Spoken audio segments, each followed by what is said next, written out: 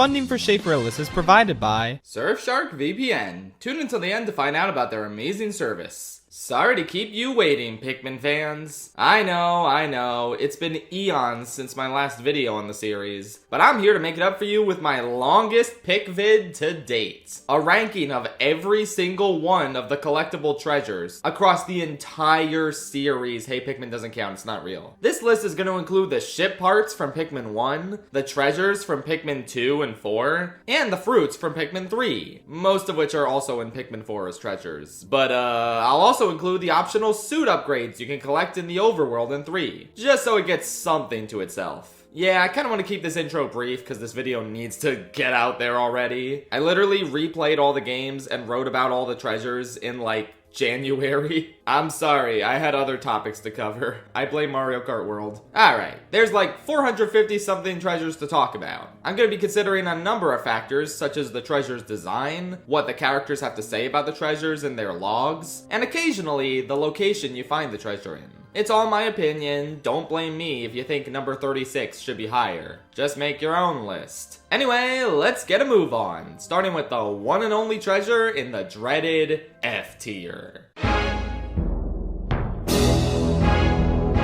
Oh, I wonder what could possibly be Schaff's worst treasure in all of Pikmin, said no one familiar with me ever. You already know. You've known from day one of me talking about Pikmin. It is not even a contest. There is not a single thing in the entire Pikmin series I hate more than the goddamn Doomsday Apparatus. This is a treasure so bad that it forces you to reset if you lose a single purple Pikmin, lest you be subjected to an extremely annoying grind to get more, since you're gonna need 100 of these little f***ers to carry this thing, in a process that takes up a third of your goddamn day. I have shit I want to do, but instead I have to babysit this dumbass wait as the purples slowly drag it back to base, without me being able to do anything else since every Pikmin I have out on the field is on this goddamn stupid piece of shit treasure that I hate more than words could possibly express, because it single-handedly contributes to the game's sense of oppression and tedium through it all but forcing you to play perfectly without a single purple loss the entire game.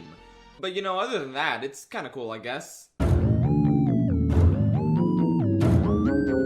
The Disc of Joyous Wisdom is perhaps the least valuable treasure in the entire Pikmin series, only being worth 1 Sparklium. You can get more Sparklium from most enemies. Yeah, I mean, when I saw this, I kinda knew I had to have this thing at the bottom, above only the Doomsday Apparatus. I mean, you can't even say, hey, cool, it's a poker chip, because there's like 5 other poker chip treasures in Pikmin 4 that are worth way more than this. Sorry, this disc really sucks. Whenever I think of completely unappealing treasures in the series, Bug Bait is one that always comes to mind right away. It already looks like a really bland and flavorless cookie, but add in the idea that bugs are gonna be crawling all over it, and yeah, you've got a recipe for bullshit. Alright, now we're gonna have a massive wave of treasures that all come from the same set in Pikmin 2. And I don't really have much different to say about any of them. In order from bottom to top, I guess, we have the Adamantine Girdle, the Omega Flywheel, the Spirit Flogger, the Super Strong Stabilizer, and the Massage Girdle. I collected that first part and wrote about it already, so I'm just gonna leave my write-up of it unedited, and you can apply it to all 4 of the other treasures I just listed. Ahem. The Massage Girdle is a screw. Look, unless this is Pikmin 1 or Olimar's Shipwreck Tale in Pikmin 4, I could not give less of a shit about a screw. There are infinite possibilities for treasure in Pikmin 2, so a screw is not gonna do anything for me. Not even if you dress it up as a massage machine. Sorry. The exact same sentiment applies to the coiled launcher, but at least its rustiness is kinda cool, in a tetanus shot needing sort of way. The Emperor Whistle is a huge ripoff. It doesn't even upgrade your whistle at all. Boo!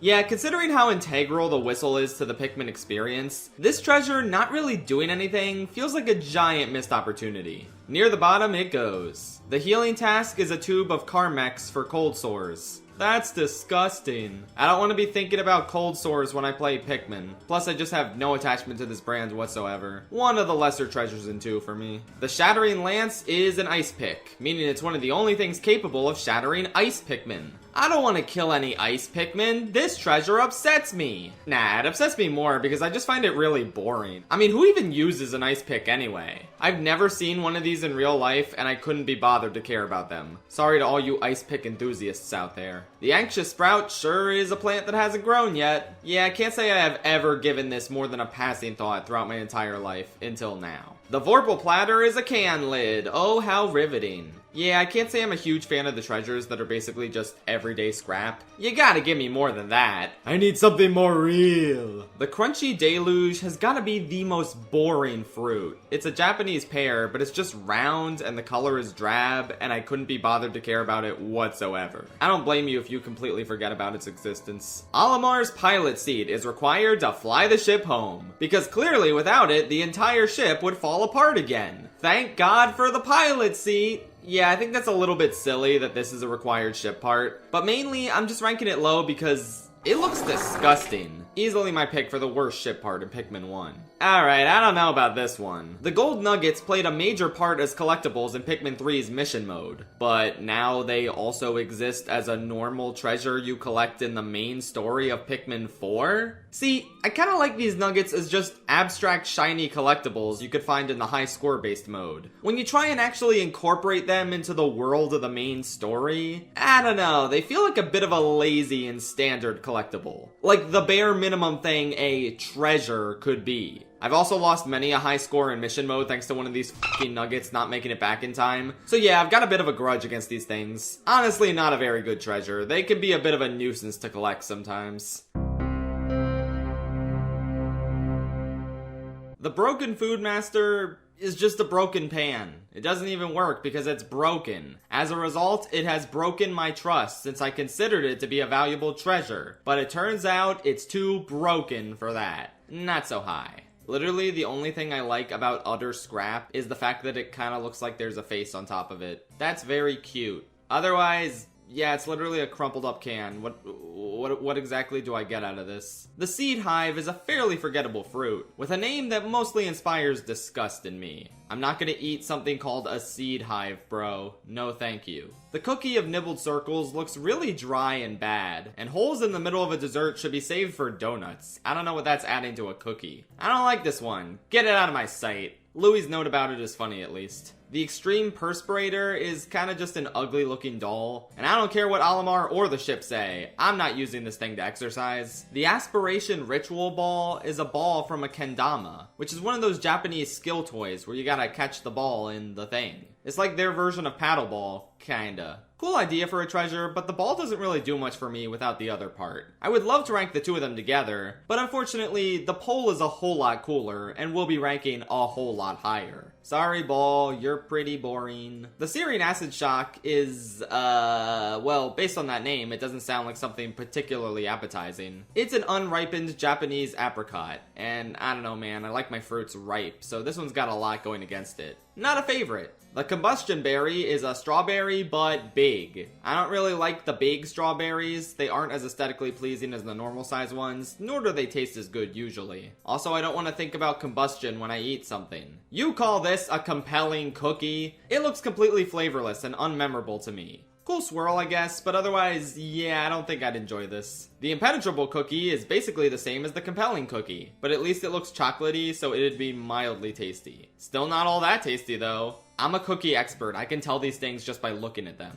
Creative Inspiration is a little boring. I don't think RC Cola is that interesting of a brand to be in this game, and I feel like there's a bit of a disconnect between the actual treasure and Olimar thinking it's good enough to give him a brilliant idea for a new product. Pretty whatever. I don't really care for A and W, plus, you find the Hypnotic Platter in the Dream Den, and when I'm on the final dungeon of the game, I don't really want to still be collecting a dinky little bottle cap. Haven't we already had enough of those? What the hell is Squirt Soda? Whatever, the happiness emblem doesn't really inspire much happiness in me. nor does it inspire much emblem. Sorry, I think my brain is broken. I've been playing Pikmin 2 for like 8 hours nonstop now. The Floral Instigator has got to be one of Pikmin 4's most forgettable treasures. I mean, it's just a hairpin with a flower. What do I even get out of this? Aside from Louie's pretty funny note about it. Proved very useful when I stuck it in the ground to mark a spot I wished to return to. That shouldn't really be that funny, but damn, it is. I think it's the use of the word wished that gets me. I've never had anything like the Deceptive Snack before in real life, but based on how the characters talk about it, I don't know if I want to. The UV lamp is kind of annoying to collect since you have to carry yellows on this narrow ledge. And for what? A fairly pointless, not even all that cool looking lamp that Olimar uses for tanning purposes? I don't know, the design is kinda lame. I've just never been a fan of this one. The Super Stick textile is the first treasure you ever unearth with white Pikmin. It's pretty neat for that fact alone, but also, like,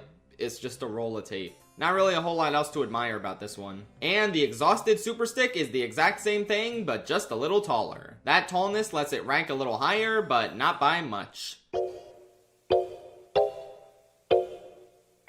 I honestly didn't know what Treetop was before making this video. Apparently it's a type of applesauce, but this treasure is called the Thirst Activator? Yeah, I don't know. This one's kinda sauceless, I'm afraid. Worth 300 Pokos my ass. I think 50 Pokos for this is generous. The Slipperbug fossil is fine, I guess. This is probably really cool to fossil experts, but I honestly completely forgot about it, even though I've played this game 8 or 9 times. Something about the Dapper Blob doesn't sit right with me. Maybe it's those fuzzy, stained leaves, or maybe it's the fact that the fruit itself looks kind of unappetizing, but yeah, I'm not a fan of this one. Maybe if I tried mangosteens before, I'd feel differently. The Mirth Spire is just a smaller, less interesting version of another treasure later on. Like, they're the exact same color. If this was any other color, it would have ranked like 100 spaces higher, maybe. As is, it's very derivative and forgettable. The Love Spear is the same thing, but yellow. Ooh. The Aquatic Mine is a pretty boring fishing bobber. I guess it kind of resembles a Pokeball, which is neat enough, but yeah, not neat enough for me to really care all that much. Look, I love apples and all, and Insect Condo is a pretty funny name for one, but also that sounds gross and I don't want worms in my apple. We will bury you! The Director of Destiny? I don't know, man, that looks more like a Dial of Destiny to me. It's a fairly forgettable compass. Even Olimar has nothing interesting to say about it in his journal. Like, literally, he doesn't say a word about this thing and instead talks about pressing X to dismiss your Pikmin and separating them into color groups. A treasure so boring it encourages Olimar to segregate the Pikmin. Yeah, I don't think this is ranking that high. Oh, edit, he finally gets something to say about it when it returns in Pikmin 4.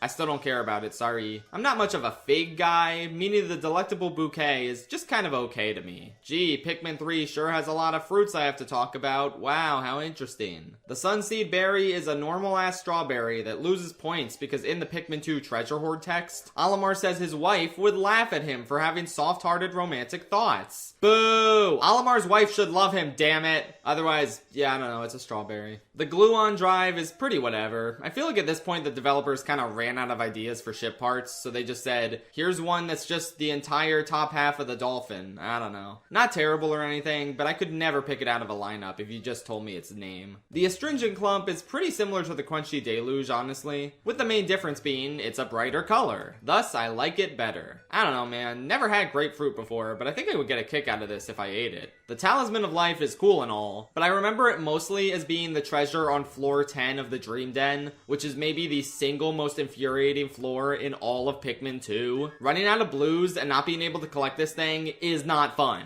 So for the bad memories, I'm ranking it kinda low, even if there's nothing wrong with it on its own. The Citrus Lump is fine, but pretty unremarkable, other than the fact that Olimar points out how it resembles the president's head. The Mirrored Element is just a normal-ass coin, kind of outdone by a similar treasure, thus making this one a little obsolete and lame. I may be a big seafood enjoyer, both in real life and because that's what the crab likes, but I have never tried sardines, and I never want to. They don't seem very appetizing, and neither does the Endless Repository. I can take it or leave it.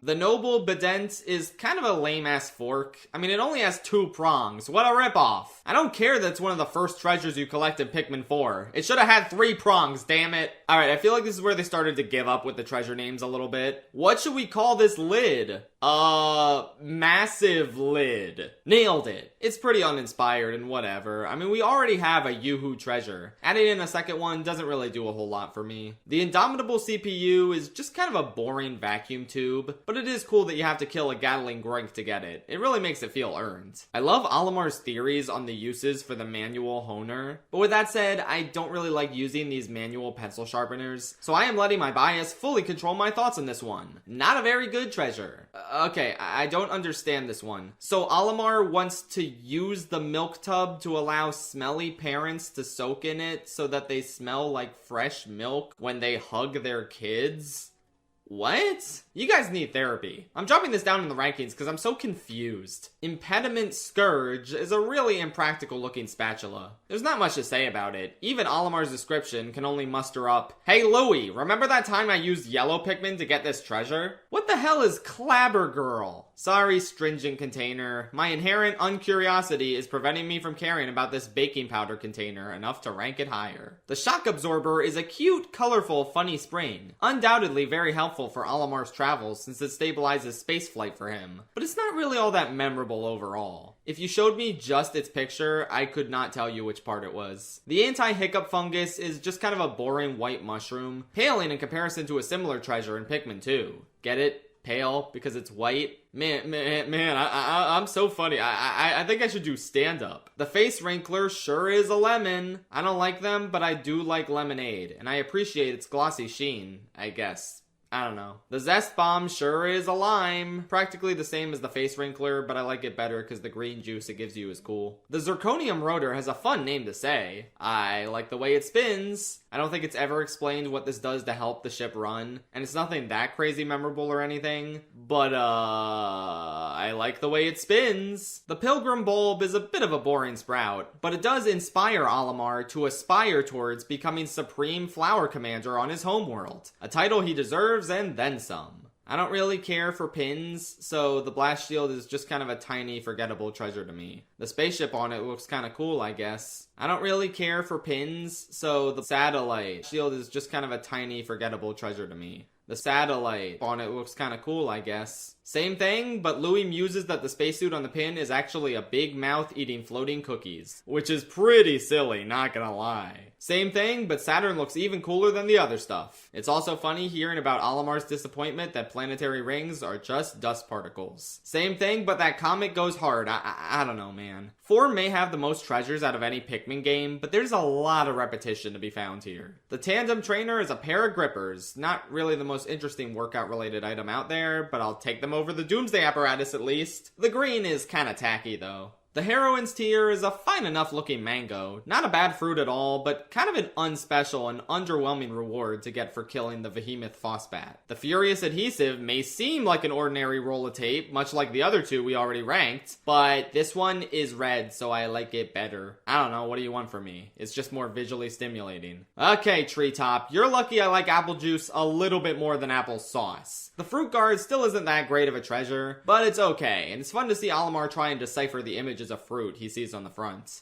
I actually never have pronounced this word before in my life. The Faust fishy,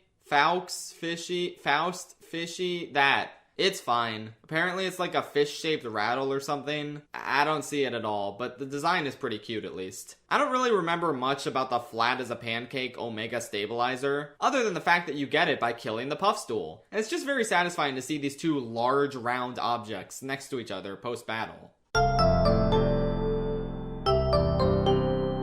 I don't really love vacuums, but shout out to the vacuum processor for seemingly confirming that the areas you explore in Pikmin 2 are in Japan, since this processor is made in Japan. That's a cute detail, but then how does it explain all the English text on every other branded treasure? Okay, never mind, I don't think this confirms shit about where Pikmin 2 takes place. The spiny alien treat is a cute little plant. A little more interesting than the other plants you find in the ground, but not by much. Alright, I don't know what to make of the Mouth of Lies. Apparently it's a bank modeled after the Mouth of Truth, which is a statue in real life. That's creepy. This treasure is creepy. I don't like it very much. It's kind of okay and an interesting reference, but yeah, not quite my jam overall. The stupendous lens is okay. I definitely would have liked it better if it was a big ass magnifying glass, which, you know, we might see later. But this is fine too, I suppose. I don't really like the imperative cookie that much. Just looking at it, I can tell it's gonna be pretty stale and unappetizing. At least the swirl design is kinda cool. The cookie of prosperity reminds me of chess. Unfortunately, it also doesn't look that appetizing. I would rather play chess on one of these things instead of eat it. The network main brain is the best of the 3 vacuum tubes because it references the GameCube.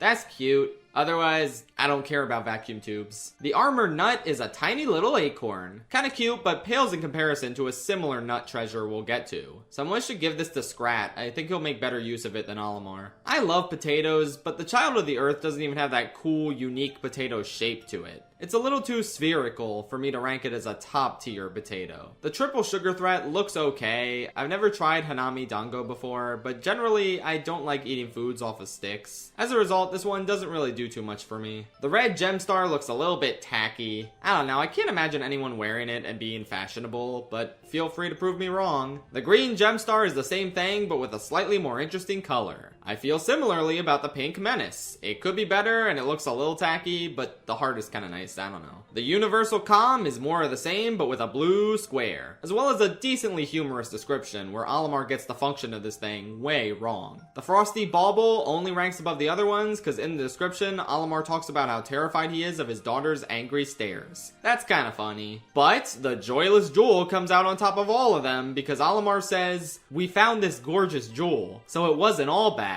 Update. It turns out that it's just plastic, so it was all bad after all. I like that not only because it's hilarious, but it also indicates how mid these treasures are. I don't like sports. Sorry, Activity Arouser, you're not that interesting to me. Though, did you know that in the European Wii version, they changed it to Activity Booster? Can't have any references to feeling aroused while playing Pikmin, now can we? Even though that's all I feel when I see Olimar. Anyway, yeah, not my favorite treasure. Spouse Alert! Okay, maybe that name is just the tiniest bit women, am I right? But not really by that much. It's a nice little bell. Nothing too special, but pretty decent. The Merciless Extractor is fairly unremarkable, but I love the musings it inspires in Olimar about how ruthless you need to be to climb the corporate ladder. One of those instances where the flavor text really saves it. The Invigorator is a cool mug, but why is it upside down? I don't really get that. Like, this seems stupid to say, but looking at it excites me less because it's upside down. I don't know, man. If you just flipped it over, it might have ranked higher. Like, doesn't it look weird? Am I just crazy? The Boom Cone that was left behind by the Rizzler. It's a cute party hat that isn't too special. The Disguised Delicacy is a decently satisfying looking kiwi, but as someone who doesn't really eat kiwi, it doesn't inspire a whole lot in me. The Blonde Imposter is basically the same thing as the Disguised Delicacy, but with a much funnier name. The Grow Shroom is a clever reference to that one gaming franchise, Baldur's Gate, I believe it was. It's pretty round, but also not colored like a super mushroom, so this doesn't really do a whole lot for me. It's a tube of lipstick. I like the color, but overall lip service isn't really that special a treasure. Even Olimar's flavor text is kind of unrelated. The Strife Monolith is a pretty aesthetically pleasing mahjong tile, with some nice slices of red pepperoni and green pepperoni drawn onto it. That's probably not what they are at all, but oh well, man, there's not much else to say about this thing. The monster teeth are kinda neat, but also just a lamer version of the behemoth jaw we'll see later in the list. The Essence of Desire is a fine but forgettable little gemstone. Decently pretty, but not anything I'm clamoring to collect. The Essence of True Love is basically the same thing but blue. The Chronos Reactor and its time warping abilities are pretty cool, I think. Honestly, one problem with the ship parts in Pikmin 1 is that they just don't get the same detailed elaborations from multiple characters that the treasures in 2 and 4 get. I'm intrigued by this part, and it's funny how Olimar describes it as a big rubber band, but I still kind of forget it's here a little bit. I like how you find the secured satchel locked to some bars in the engulfed castle. That's cute, and it sticks out in my mind. Otherwise, yeah, I don't know, man, it's just a lock. Nothing really that special. Look, I would love to give the Unspeakable Wonder a ton of props for being Princess Peach's crown, as well as for its cool placement atop a snowman's head. But every time I replay this game, this treasure is glitchy as f*** in a way very few others are. My Pikmin always have the hardest time getting it off the head, and I always dread collecting it as a result. Great on paper, but often a nightmare to actually retrieve. So I think with both of those things considered, this is a decently fair placement. Also, unspeakable wonder. Say that again? The stud generator is a nice little bar of soap, and I like how Alamar's solution to find his practicality is to show it to his kids. I'm sure they'll just use it for a slip and slide and possibly seriously injure themselves. I had no idea what the soul reverberator was at first. Apparently it's a guitar effect pedal. Wouldn't know that because I don't speak guitar. It's got a lot of text on it, which is pretty cool, and it's overall not a bad treasure, but not really all that interesting of one either. Essential Furnishing is a nice ornament visually, but the description has Alamar talking about how his family threw a party without him while he was at work, and how they're growing further and further away each day. That made me really sad, and I took that sadness out on the Essential Furnishings placement in the list. Colossal Fossil is a very fun name to say and read. It's just cool to find a creature's remains and sell them for profit. Why the hell not? The sulking antenna is apparently the largest treasure in Pikmin 2. Doesn't seem like it, but okay. It's a nice retro TV antenna that isn't the most amazing thing in the world, but it's certainly got its charms. Time for some ragu pasta sauce. I hope she made lots of spaghetti! The optical illustration is a decent treasure, but it does have a lot of blank space on it, and it unfortunately does not whet my appetite for pasta, which is crazy because that's usually so easy to do. Sadly, this one doesn't do a whole lot for me. Nothing against French's mustard, but I think the yellow taste tyrant is the one and only instance where I prefer the unbranded switchport version of a treasure over its original iteration. I don't know, man, that hot dog drawing looks really enticing. With that said, we're pretending those don't exist and just looking at the original lid. It's okay, I suppose. I mean, I like mustard, but this one is still a little plain and unimpressive. Not bad though. The solar-powered computing machine is kinda neat, but I think it really pales in comparison to a much bulkier and better calculator elsewhere in 4. I mean, you just know these buttons are not going to be that satisfying to push. Let's be real. The Vanishing Cookie has a nice fruity center to it that looks appetizing. Otherwise, it's probably not that delicious. It kind of just looks like an ordinary cracker. One of the weaker parts of the stellar selection of desserts 4 offers. The Bright Sword is a tiny little cocktail skewer. It's fun to imagine the Pikmin characters using it as a sword, or maybe Alamar and Louie could ride on Ochi and Moss and joust with this thing. I hope Alamar wins the joust and gets to stab Louie to death, that piece of shit. The Heroic Sword is the same thing as the Bright Sword, but orange. It hurts my eyes less, it ranks higher as a result. Okay, I really gotta stop writing these parts before I actually collect the treasures of the same set in-game, because most of the time I really could just lump all of them together in one segment. Same thing applies to these other swords. In order from worst to best for the remaining ones, we have Spirit Sword, Heart Sword, Ice Sword. I love when Alamar just wildly misinterprets a treasure's function. Like, sure, why shouldn't a combination lock be a space wave receiver? And he says that so confidently too. It really makes what is otherwise an average treasure fairly cute and memorable. I don't care about golf or golf balls all that much, but the orbital communication sphere is cute enough. Still though, why couldn't we have gotten a golf club instead? That would have gone so hard. I don't really know the practical uses of a 4-sided die, so like, yeah, I don't know if this one really impresses me as much as its contemporaries that we'll get to in a little bit. Sorry, difficult choice totem, it was not a difficult choice to rank you this low. The memorial shell gets all of its points for inspiring Alamar to say, "I consider my children my life's work." It's really lucky we got that beautiful line out of him. Otherwise, this would rank pretty low. It's not really anything too special. The memory fragments are a set of 12 puzzle pieces that come together to form a dog picture at the end. Aww, that's so nice and aesthetically pleasing. The thing is though, we're not really ranking the picture they form at the end. We're ranking the 12 pieces individually. And they're kind of a bit underwhelming to collect, especially after the 6th or 7th time. It's just like, oh great, another puzzle piece that's useless to me until this whole thing is complete. They don't provide the same instant gratification as a lot of the other treasures, and as a result, it's hard to rank them all really high as individual pieces. Definitely a cool idea, but just not all that great to collect. I put them in order from most standard and boring name to funniest name. That would be bottom right, bottom left, right edge, center right, center left, top right, top left, bottom-ish, top-ish, bottom probably, and top probably. What the? Oh no! The armored mall dad ate my data glutton! All of my data is now lost! Swallowed by a giant rock slug monster! What am I gonna do? If only I had protected my data with Surfshark VPN, the sponsor of today's video. An incredible product that encrypts your data and protects you online. With Surfshark, you can trick your browser into thinking you're in another country, thus allowing you access to exclusive Netflix or Disney Plus content you couldn't get otherwise. Plus, use its Surfshark alert system to get alerts anytime your email address or password is compromised. Surfshark Alert scans various databases of leaked information and notifies its users if their data is found so they can take action, which is an absolutely invaluable feature. No snitch bug is gonna swoop in and grab your data on Surfshark's watch. Surfshark is also totally unlimited, meaning you can use it on as many devices as you like, even all at the same time.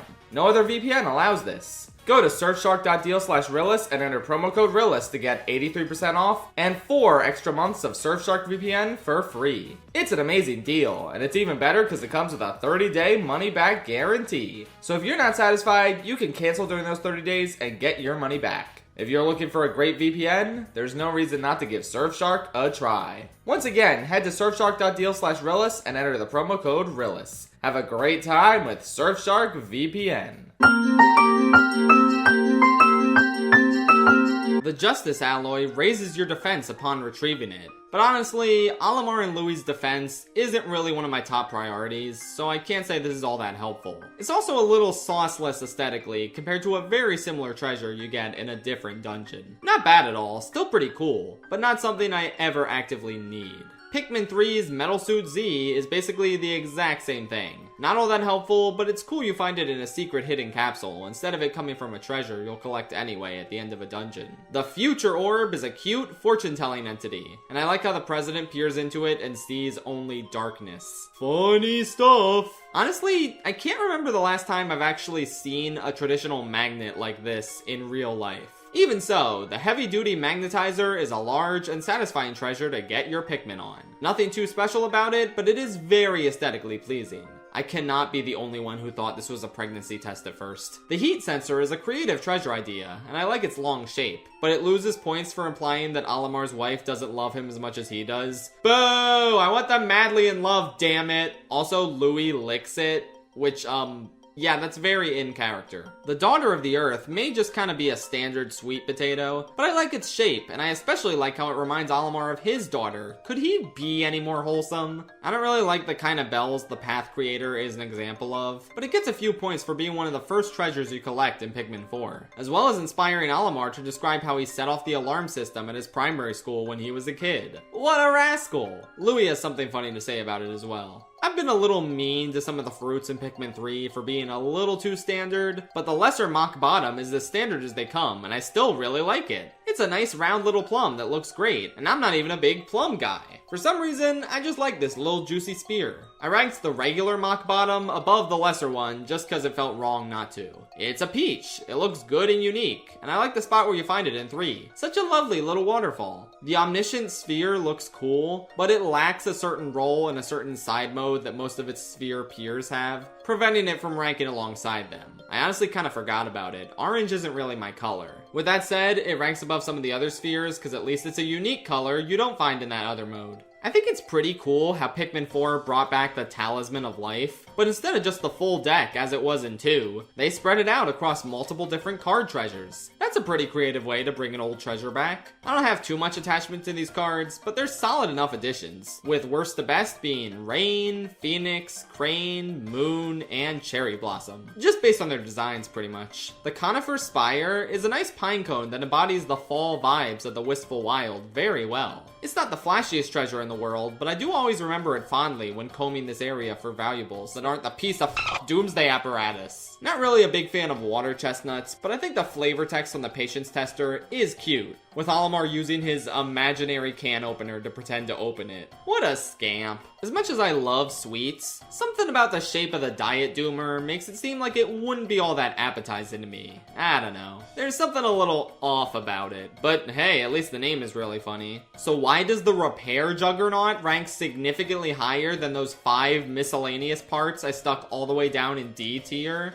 It's because in the description for it, Olimar assumes Louis is a video game wizard who can give him some hot tips. Yeah, that alone is what justifies this regular screw being so high. Sorry, I don't make the rules. The fleeting art form is a nice little candle. Pretty simple, but I like Olimar's poetic musings about it. The Crystal King is a nice, visually satisfying crystal. Nothing more, nothing less. I definitely dig the look of this one, even if I forget about it in the grand scheme of Pikmin 2's treasures. The Mystical Disc is a nice, shiny timepiece, though I can't help but feel a little incomplete without clock hands. Oh well, not the worst. The Crew Cut Gourd is a good old-fashioned zucchini. Pretty simple, but a nice and satisfying shape to charge your Pikmin onto. The Tremendous Sniffer is a nicely shaped pear. I've always loved the shape of this fruit, and overall there's not much to complain about with this one. Not much to justify ranking it higher either, but you know. I actually don't get why a severed rubber ducky head is completely acceptable to these guys, but a full duck with a body is considered a rubber ugly. That's just mean. You guys are mean to this sweet, innocent creature who did nothing wrong. I'll give it points for the treasure itself looking cute, but the name has always kind of bugged me. The false lollipop is just kind of a regular baby pacifier. Decent enough idea, nothing really wrong with it, but not nearly as interesting as a lot of the other treasures. It's a stone, Luigi! The Stone of Glory is an NES D-pad, which is kinda cool, but I feel like it would have been a lot cooler if the whole controller was intact. On its own, this doesn't really do a whole lot for me. The Comfort Cookie is just the poor man's succulent mattress. Not a bad treasure in the slightest, but there's a bigger and better one just like it later on, so it can't really rank much higher. The lore surrounding the repair type bolt is kind of interesting. It's not a regular bolt, it's a robot, and it can fix anything in the ship that's broken. So like, does it have sentience? Can it talk? I don't know, man. It's a cool concept, but it also kind of freaks me out. I don't know what this thing is, and I don't know if I want to know either.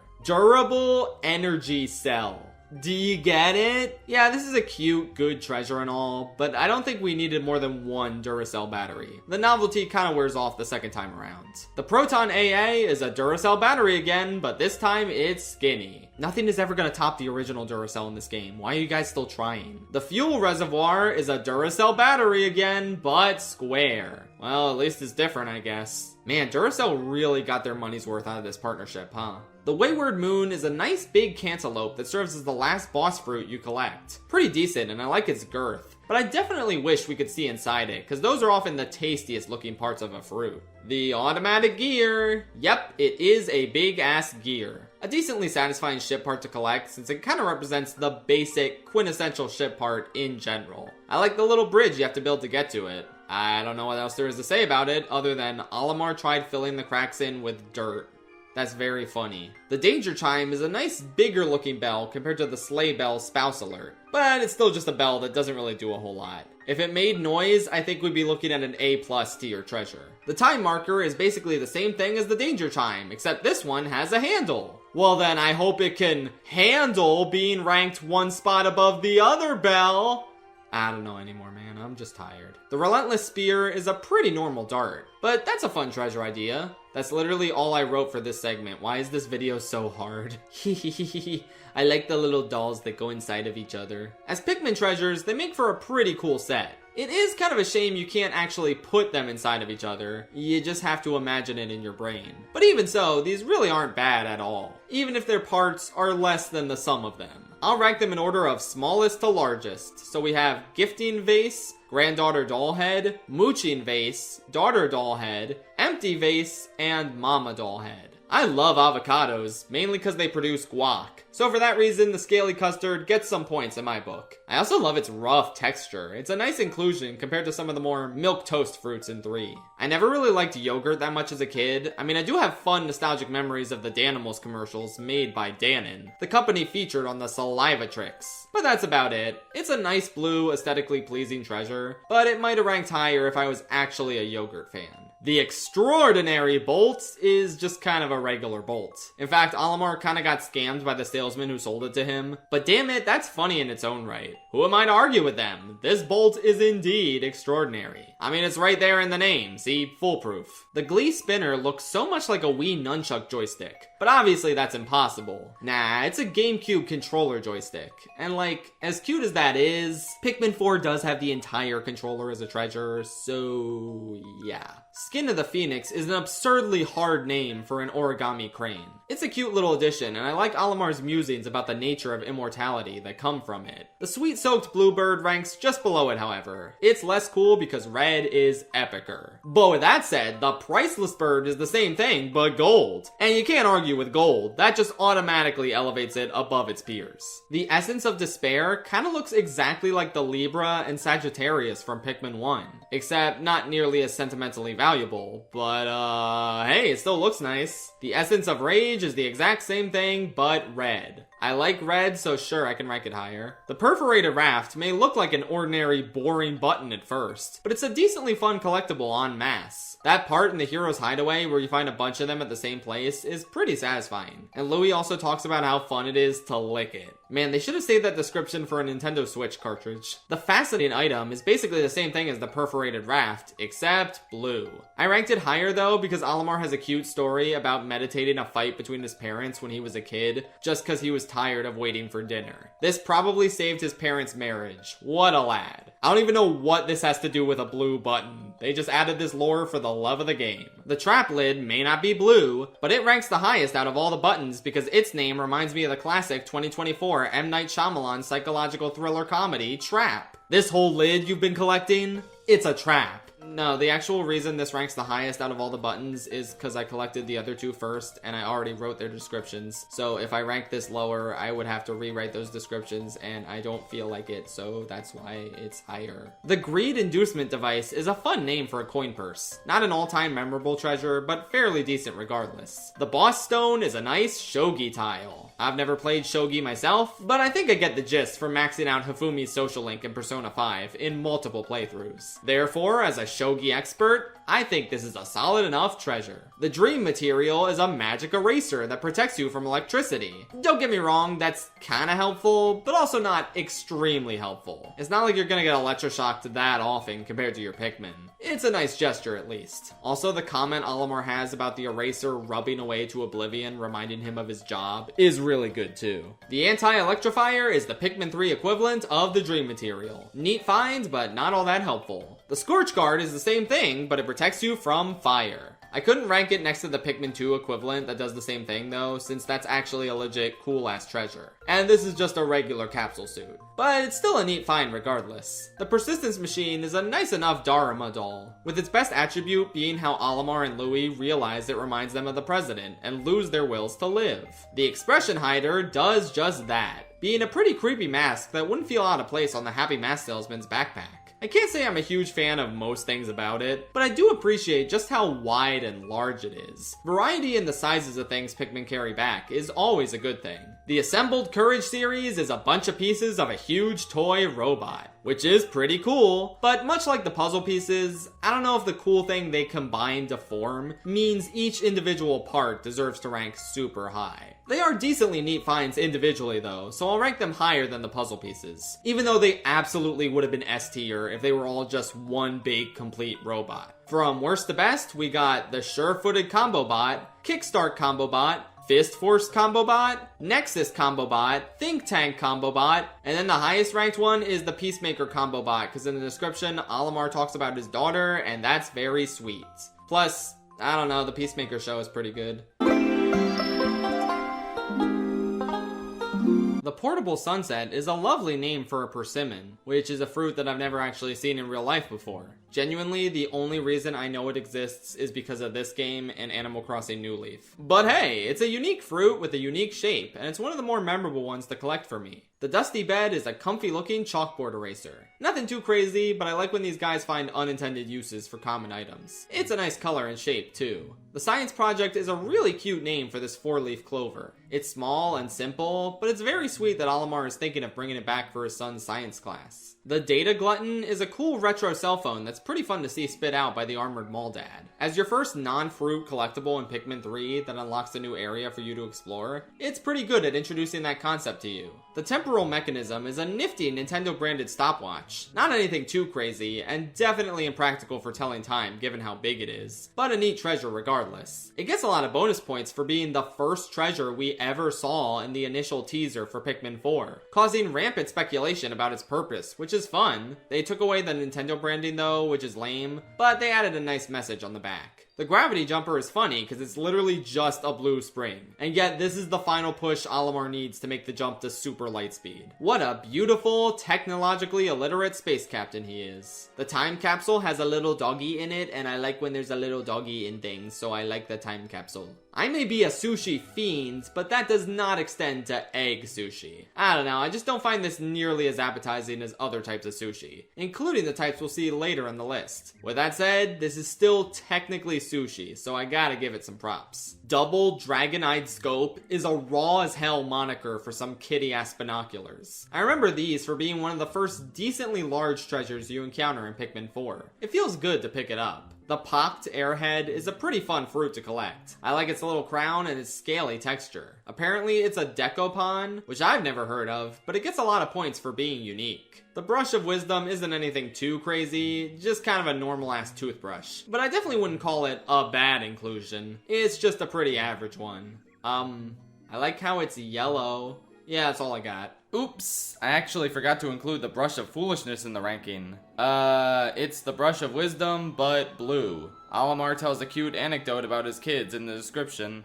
That makes it better, I don't know, moving on. Yo-yos are so sick, man. I gotta give the Flame Tiller props for being a yo-yo, even if I kinda forget about it a lot of the time. It's not one of the all-time greatest and most memorable treasures. I'm not even a big baseball guy, but having a baseball as a collectible treasure just makes perfect sense. Pretty basic, but a nice addition regardless. I don't exactly know what the confection hoop is supposed to be. According to the Pikmin wiki, it is a section of an unfrosted Baumkuchen cake, something I have never had or even heard of before. Apparently it's a popular German dessert that's also popular in Japan. That's cool, I guess. It looks pretty tasty, but as someone who has no frame of reference for these cakes, it could taste disgusting for all I know. As a result, I can't rank it too high compared to the dessert treasures I've actually eaten in real life. The first few times I played Pikmin 2, I never actually realized the Leviathan feather was a treasure. I thought it was just a cute little environmental touch to let you know that you're in a birdhouse. But yeah, no, this is in fact one of the lightest and least valuable treasures in the series. However, I'll still rank it fairly high, because it fits the location you find it in super well, and it's just sweet to see a single Pikmin carrying it back. The Crystal Clover is a nice 4-leaf clover interpretation of a piece of jewelry. It's unique and pretty looking, even if it's not my favorite of the Pikmin 2 jewelry pieces. Olimar Knight Shell solely ranks this high because of the name pun. That's so damn funny. Plus, it's got a unique and memorable swirly design. I like it a fair bit, even though it's on the simple side. The Newtolite shell does not have a funny Olimar pun in its name, but on the other hand, look at the colors on this thing. Oh my god, it's so cool looking. So yeah, that's why this one ranks this high. The Positron generator has a cool swirly design, and it's very funny that Olimar uses its phenomenal electric power to heat up his instant space noodles. The main thing that really makes this part memorable though, is the fact that it's one of only 2 parts available at the impact site, meaning you basically have a whole day dedicated to retrieving it. I like how it looks nested in the pearly clam. It's like, how did it fit in there? Adorable. The Princess Pearl is a way less annoying Peach reference to collect than the Unspeakable Wonder is. It's just nice, satisfyingly round and regal. I also think it's really clever how you find it in 4 inside a pearly clam. Since back in Pikmin 1, the pearls these enemies gave you were for sprouting more Pikmin. But here, they surprise you by making it the same treasure you found in 2, just designed a little differently. I think that's neat. I didn't have the heart to rank the pastry wheel quite as high as the similar looking donuts in Pikmin 2, because for some reason the top is not frosted, and like, how am I supposed to eat this pastry wheel without the frosting on top? Still tasty looking, but also it looks unfinished. The Infernal Vegetable is just a really funny name for a pepper. And hey, it's tall, it's vibrant, it's green. I think there's a lot to love about this thing. The Mega Horn is just funny. Like, I like how simple and straightforward that name is. I mean, after all, it's a pretty simple and straightforward treasure. Funny Horn. Yeah, I think I'm a fan of this one. The Harmonic Synthesizer is cool mainly for the lore its journal entry includes. Olimar is the only one in his family who likes karaoke and has a refined taste in music. If only the others appreciated his artistic expression and prose. Other than that, this certainly is red and blue, and those are cool colors. The Eternal Fuel Dynamo has a great name and a mildly interesting role to play. Like, how does it have an unlimited energy supply? Where does that even come from? I like Alamar's "no more candles for me" line when he retrieves it, and I think it's especially cool how it's just sitting there out in the open for you in the Forest of Hope. All you need is 40 damn Pikmin? What the hell? Yeah, it's a great way of encouraging you to grow as many soldiers as you can at the start. Overall, a pretty good part. For the most part, I like the few Pikmin treasures that are based on sports items, and the air brake is no exception. It's got a nice sense of scale to it compared to the Pikmin, and it's satisfying to retrieve with this scale puzzle. Drone supplies are a pretty unique food item. I like how it's a package of deviled ham, as a reference to the fact that you're trapped in the submerged castle with the devil. Did you know in the European version they changed it to a pack of French Haribo sweets? I don't know why. I guess the concept of deviled ham was just too controversial for Europeans. Yeah, I don't know. It's fairly interesting, even if I've never tried deviled ham myself. The behemoth jaw is a fun treasure conceptually, but also because it really puts into perspective how tiny Alamar is compared to us. Imagine a Shadow of the Colossus-esque boss fight with a living, breathing human in this series. That would go so hard. Otherwise, yeah, it's just funny to have a pair of fake teeth to collect. The snack bean is such an obvious inclusion that I'm shocked it wasn't in 2.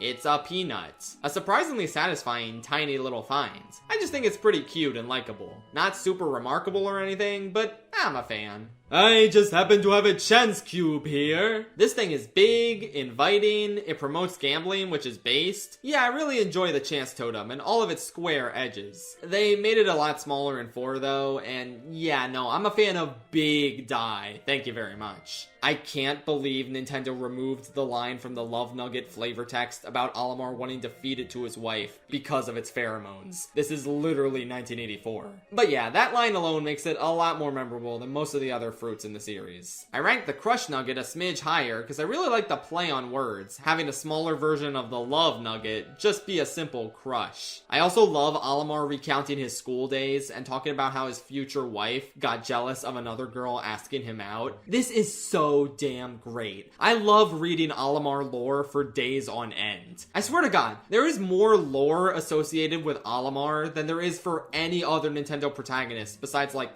Mario. And it's all gripping to read. So damn good. The number 1 and number 2 Ionium Jets are basically the same thing, so I'm ranking them together. They look like trophies, and it's very satisfying to stick them back on your ship. Look at them sticking off the sides. That's cute. The Geiger counter is a nice reward for slaying your first ever burrowing Snagrid in the series. It looks cool, and I love Alamar's flavor text about not actually knowing what it's for and never paying much attention to it. I don't think this man is qualified to be a captain if we're being honest. I think the quenching emblem being 7-Up is pretty fitting considering how this is a Nintendo game, and it's similar to the live system in Mario games. Other than that, it's still a fun reference. Just rank it a little lower since I don't drink 7-Up, and thus don't have much attachment to this bottle cap. I'm not really a soda guy in general, but seeing the Dr. Pepper logo in a Pikmin game is very funny. And it inspires Alamar to talk about his extreme thirst, so it gets some points. It's Yoo-Hoo! I always got this confused with the internet search browser Yahoo when I was 6 years old. Yeah, the Pondering Emblem is pretty good. Simple yet effective. Chapstick is very helpful and I like to use it, so yeah, I appreciate the survival ointment being in this game. Alamar also muses about potentially slacking off in this journal entry, which is pretty funny.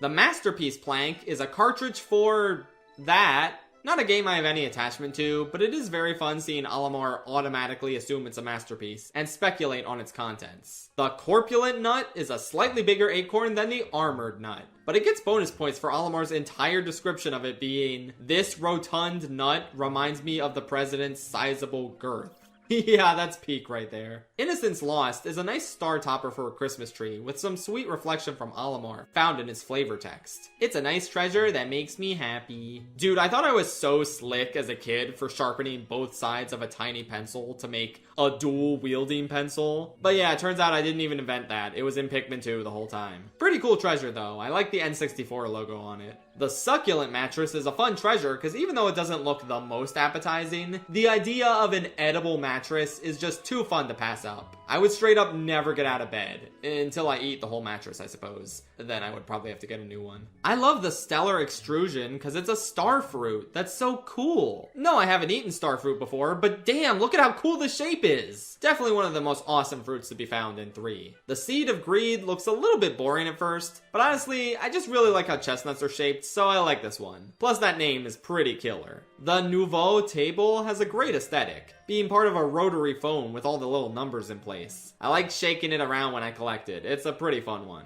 Yummy, yummy chocolate macaron. Those are my thoughts about the SS chocolate. It looks yummy, like if hamburger was a dessert. The stately rubber cutie, planetary rubber cutie, and universal rubber cutie are just simple rubber ducks in various sizes. Pretty good finds, but also 2 already did a rubber duck treasure with a much funnier name. So since these are different treasures, they don't inspire nearly as much joy and admiration in me. What can I say? The foolish fruit is an eggplant, and eggplants are funny. I really like how Olimar mentions it looks like his grandpa's face. That is a very important bit of lore, as is the fact that he mentions how his wife named both of their children. What are their names though? How come we never find out the names of Olimar's family members? I guess it would have been a little bit wacky to find that information out in the description of the eggplant treasure, so I won't blame it for not telling us. I love the shape and texture of the fortified delicacy. It's a really cool shell. Like, if I saw that shell on the beach, I would freaking keep it. That thing is nice. Olimar could just live in it. The thought of that makes me extremely happy. The Hoop of Fortune, Healing, and Passion. Ranked from worst to best in that order, solely based on how much I like the colors. Pretty cute, glowy armbands. I remember when these things were all the rage in middle school. Definitely a fun trio of treasures to find. Dragon fruits have such a cool design, and the fire-breathing fruit is a great chunky reward to get from beating your first boss in Pikmin 3. Was it the first boss in Pikmin 3? Actually, I don't feel like looking it up. I'm in a recording marathon right now. If it wasn't the first boss in Pikmin 3, I'll just put it up on screen right now. I don't remember. Anyway, I like the pink juice it gives you. Now that is a perfect looking shell. Disregard everything I said about the fortified delicacy. Scrumptious shell is my new best friend. I'm gonna be honest, I don't actually know what fruit the velvety dream drop is. With that said, that's a cute name, so I don't know, it's not bad. I was ready to rank it in B- tier just based on its appearance in 3, but then in 4, Olimar compares it to the sunlight bouncing off the hair of his infant son in the joy-filled warmth of spring, and damn it, I may have shed a tear. This one is rocketing up 100 spaces just for that. The internal clock measurer is a bit standard, but it gets bonus points for displaying the number 2001, the year when the first Pikmin game came out. I'm a sucker for little Easter eggs like that. What can I say? They're my Achilles heel. The middle management tank car is a hilarious name for a treasure that unfortunately doesn't really have a whole lot going for it outside of that. It gets heavily overshadowed by a certain other treasure that's very similar. Still, this cute little toy oil train car is a pretty cute find whenever I replay the game, which is very often. The same principle applies to the leisure car, but it ranks a smidge higher because Louis talks about ordering food from its windows as if there's actually someone on the inside to provide said food. Silly! I thought the mystery squish fish were just bait for you to put on a fishing hook, but no, apparently these are soy sauce containers, which are commonly used in many takeout shops. Genuinely never knew that. I've been to a ton of Asian restaurants and I've never once seen one of these things. It's honestly pretty cool, even if the treasures are still a little tiny and unsubstantial. The discs of angry, sorrowful, amusing, and surprising wisdom are various poker chips that are all thankfully worth something, unlike the joyous wisdom disc. I don't really play poker, but I have played Balatro if that counts. And regardless, these are some pretty unique and aesthetically pleasing looking treasures. The Aspiration Ritual Pole is the other half of the kendama that got detached from its ball. Yeah, I mean, you can't deny that this is a much more interesting treasure than just the ball. A cool shape, a creative thing to find, I think it's pretty neat. Now we have a collection of 4 train tracks which are colorful and memorable finds on their own, completely independent of the fact that they build a train set at the end, which is extremely epic. From worst to best, we have the Back at the Beginning track, Turn of Events track, Thrill Ride track, and Straight and Narrow track. The Hole of Heroes is home to 5 gyro blocks, all of which are cool enough treasures, but kinda pale in comparison to the main event, waiting on the final floor of the dungeon. As a result, I don't want to rank them too high, but they are cool Nintendo peripherals that are fun to see in this game. In order, my ranking is treasured, lost, fond, memorable, and favorite. It's my favorite because in the description, Olimar says, "When I was a kid, I always wanted my toys to be blue. Blue is such a cool color. Speak your truth, my king." The dodge whistle is not practical in the slightest. Like, I collect this, have some fun rolling around with all my Pikmin, and then I never actually use it in battle throughout the rest of the game. But, like I just said, I have some fun rolling around with my Pikmin. It's a cool animation. This This is one of those upgrade finds in Pikmin 3 that always perks up my interest, even if it doesn't really make all that much of a difference in terms of how I actually play. I still like it, damn it. The Sphere of Fuzzy Feelings ranks a fair bit higher than the baseball simply because tennis is less boring of a sport to watch, and because tennis balls are very fuzzy and I like that about them. My scientific method of determining which of these treasures ranks above the others never fails. Speaking of spheres, much like the puzzle pieces and gyro blocks, I kinda have to rank all these pool balls together because I feel similarly about all of them. They are all very cool and fun additions, and they especially stick out in my mind for being the required collectibles in the mission to get the white onion. I don't have much of a preference between them, so I'll just rank them in reverse order, I guess. With one exception. From bottom to top, we have the sphere of support, good fortune, calm, vitality, beginnings, heart, family, desire. Then we got the cue ball, which is the sphere of truth. And finally, the Magic 8 Ball, the Sphere of Trust, which ranks the highest because, I mean, look at that thing. 8 balls go really hard. The Juicy Gaggle is a small but satisfying fruit to collect. Just a nice little raspberry that looks delightful on the outside and surprises you with purple juice instead of red, bringing my two favorite colors together. I gotta give it some props for that. The ancient statue head appears in Pikmin 4 in a setup that pays homage to the gyroid bust in Pikmin 2. This adds a lot of an intrigue and mystery to it, and it's overall just a very cool find. I like when Louis admits he could never win a staring contest against the statue. Yeah, I mean, is he wrong though? I've always liked harmonicas, so the wind detector was already a very agreeable addition that I'm surprised didn't make it into 2. It seemed like an obvious pick in hindsight. Oh well, great addition to 4, and I love how Louis mistakes it for a chocolate bar. What will that goofball think of next? No, Olimar, don't eat the king of sweets. It'll go right to your thighs. My thighs? And then you'll blow up. Yeah, this is a pretty tasty looking morsel, but it's definitely not the hungriest I've ever gotten from looking at a Pikmin 2 treasure. The Unknown Merit really makes you feel like you're in ancient Japan.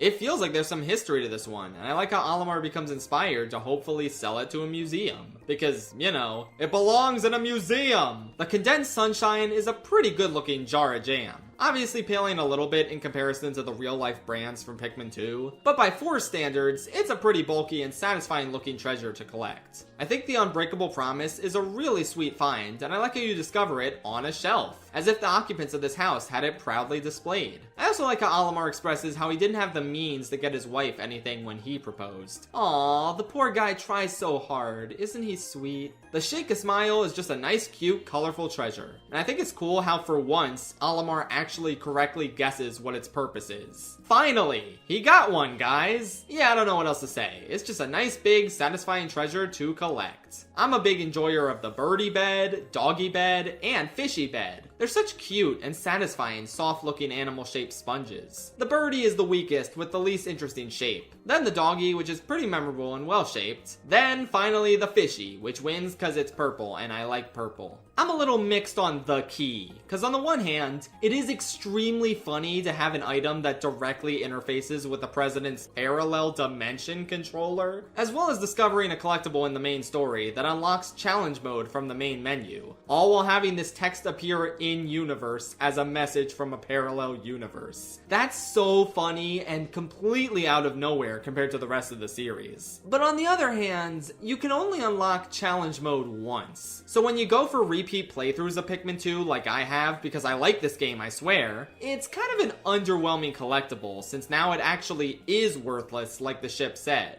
I do really love the idea, and it's fantastic on that first playthrough, but I can't help but feel a little underwhelmed when I beat the Citadel of Spiders and remember, oh yeah, this is the special reward waiting for me at the end. There's honestly a fair bit going for the Mechanical Harp parentheses memory song. I obviously think that the other 2 Mechanical Harps are cooler since they play songs from other Nintendo franchises. But this one playing the main theme of Pikmin 3 is pretty cute, especially because Olimar and Louis subtly reference the game in their notes. Olimar thinks this song is a warning about unexpected troubles in the future, which I guess is proof that 3 hasn't happened yet at this point in the timeline, but maybe it will eventually. There you go, we solved the Pikmin timeline. Kinda, I think.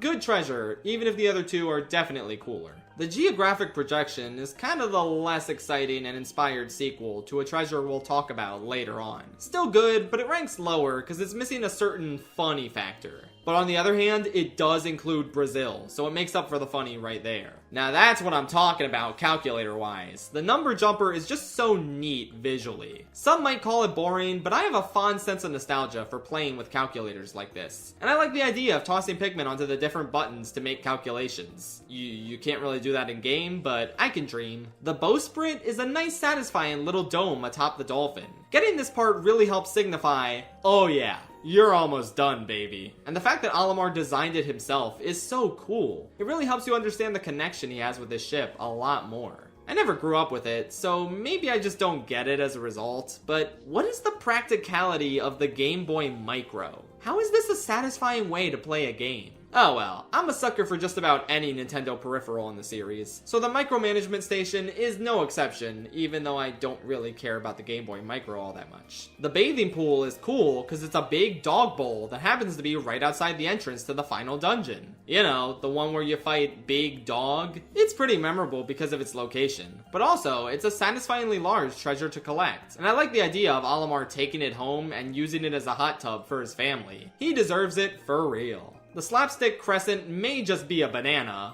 but like, banana is funny. Additionally, Slapstick Crescent is one of the funniest names for a banana, and it's cool seeing a bunch of Pikmin gather around this unique shape in order to carry it back. What can I say? I'm easy to please. The mysterious remains is a drab little crab claw. Well, actually it's a lobster, but close enough. I like seeing Olimar speculate on the reasons why it hasn't fossilized yet. It's overall just a pretty neat find that I really enjoy. The toxic toadstool is just a nice, visually satisfying mushroom for you to collect. And in the description, Olimar talks about moving more slowly in order to cause the president indigestion. Plus, he compliments Louie's cooking. That's funny and sweet. The Wiggle Noggin is a cute enough bobblehead on its own. But you know what's even cuter? Olimar's infatuation with it. I mean, I can't blame him. Bobbleheads are pretty epic. The gift of friendship is just an ordinary worn down dog collar with cool spikes. Though obviously it gets some points for being the final treasure you get after beating the final boss. It's not nearly as cool as the final treasures in Pikmin 2, but hey, at least this collar has the necessary particles to cure Ochi. That was the goal after all. Also, Louis says, I bet this dog was a comfy form of transport. What are you talking about? You rode him. You know he was comfy.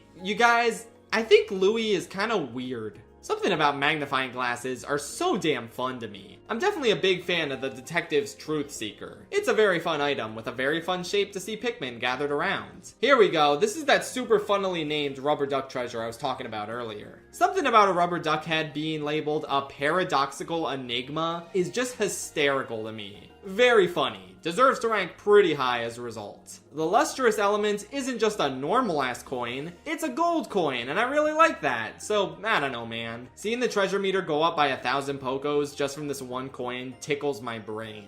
I am giving Dimensional Slicer all the props in the world for Olimar describing this common kitchen cutter as being able to slice through the fabric of time and space. And following that up by getting excited that his days of struggling to open food canisters are over. I love this man more than life itself.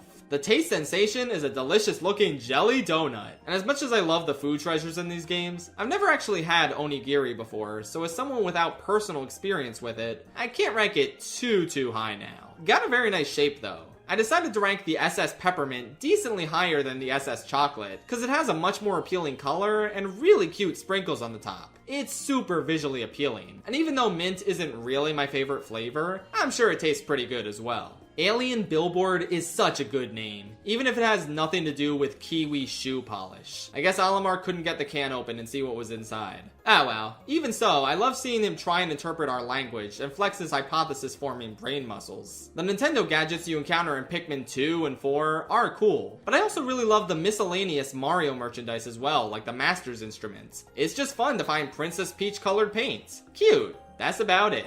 Forged Courage is a super cool half of a robot that gives you resistance to fire. Honestly, not all that helpful considering how electricity is the hot new deadly hazard in 2, but it's still a pretty cool item to collect for beating the piss-easy Emperor Bulblax. I always found it really cute how massive the Divine Balloon was, while also being extremely light at the same time since it's just filled with air. That alone makes it pretty memorable to me, as is the divine significance Schnauz and Olimar ascribe to it. This is the first time I mentioned Schnauz this whole video. Wow. He's not very memorable, you guys. Don't have too much of an attachment to Snapple, but it's a cute brand to cameo on the abstract masterpiece. It's pretty funny how this normal-ass logo moves Olimar to tears. Really says a lot about art and our unique varying reactions to it, I think. Oh, thank goodness! My space float! Yeah, I love how relieved Olimar is to retrieve a completely useless part, considering he's an excellent swimmer. And it's pretty memorable for being tucked away in a bread bug of all things. It's usually the first part of the Forrest navel I collect while I'm trying to raise my blue numbers up.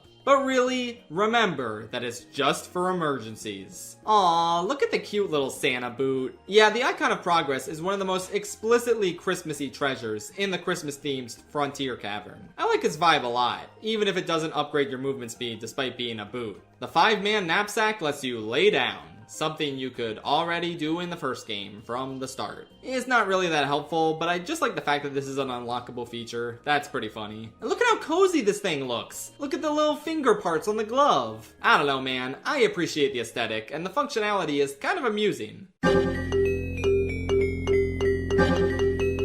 The Tear Stone is a nice, gorgeous little sapphire that I could stare at for hours. And yet somehow it's only worth 150 Pokos. A playing card is worth just 10 Pokos less. Guys, I don't think this planet knows what they have here. They may be stupid. The Eternal Emerald's Eye has such an aesthetically pleasing pattern to it, with that gem in the middle really tying the whole thing together. It's pretty gorgeous, even if it prompts Olimar to ask why people go so crazy about things that sparkle, or things that shine, or things that are shiny. Yeah, sorry Olimar, I can't help you unravel the enigma of why people like shiny stuff. I just do, and I don't know why or what could have caused that. Love's Fortune Cookie is a decent enough apricot-looking flower cookie. Probably not my thing culinary-wise, but it is very pretty aesthetically. And Olimar uses it as a springing off point to talk about how he and his wife nailed a compatibility test. 120%. Honestly, with the way he talks about the occasional rude things she does, I don't know if that's fully accurate. Ah well, it's cute. The folded Data Glutton is better than the original Data Glutton because I'm nostalgic for flip phones, and it has a cute picture of ferrets on it. It's a super fun collectible that would absolutely serve as one of my favorite treasures in any other Pikmin game. But the fact that it's one of the few non-fruits you collect in 3 makes it stand out even more.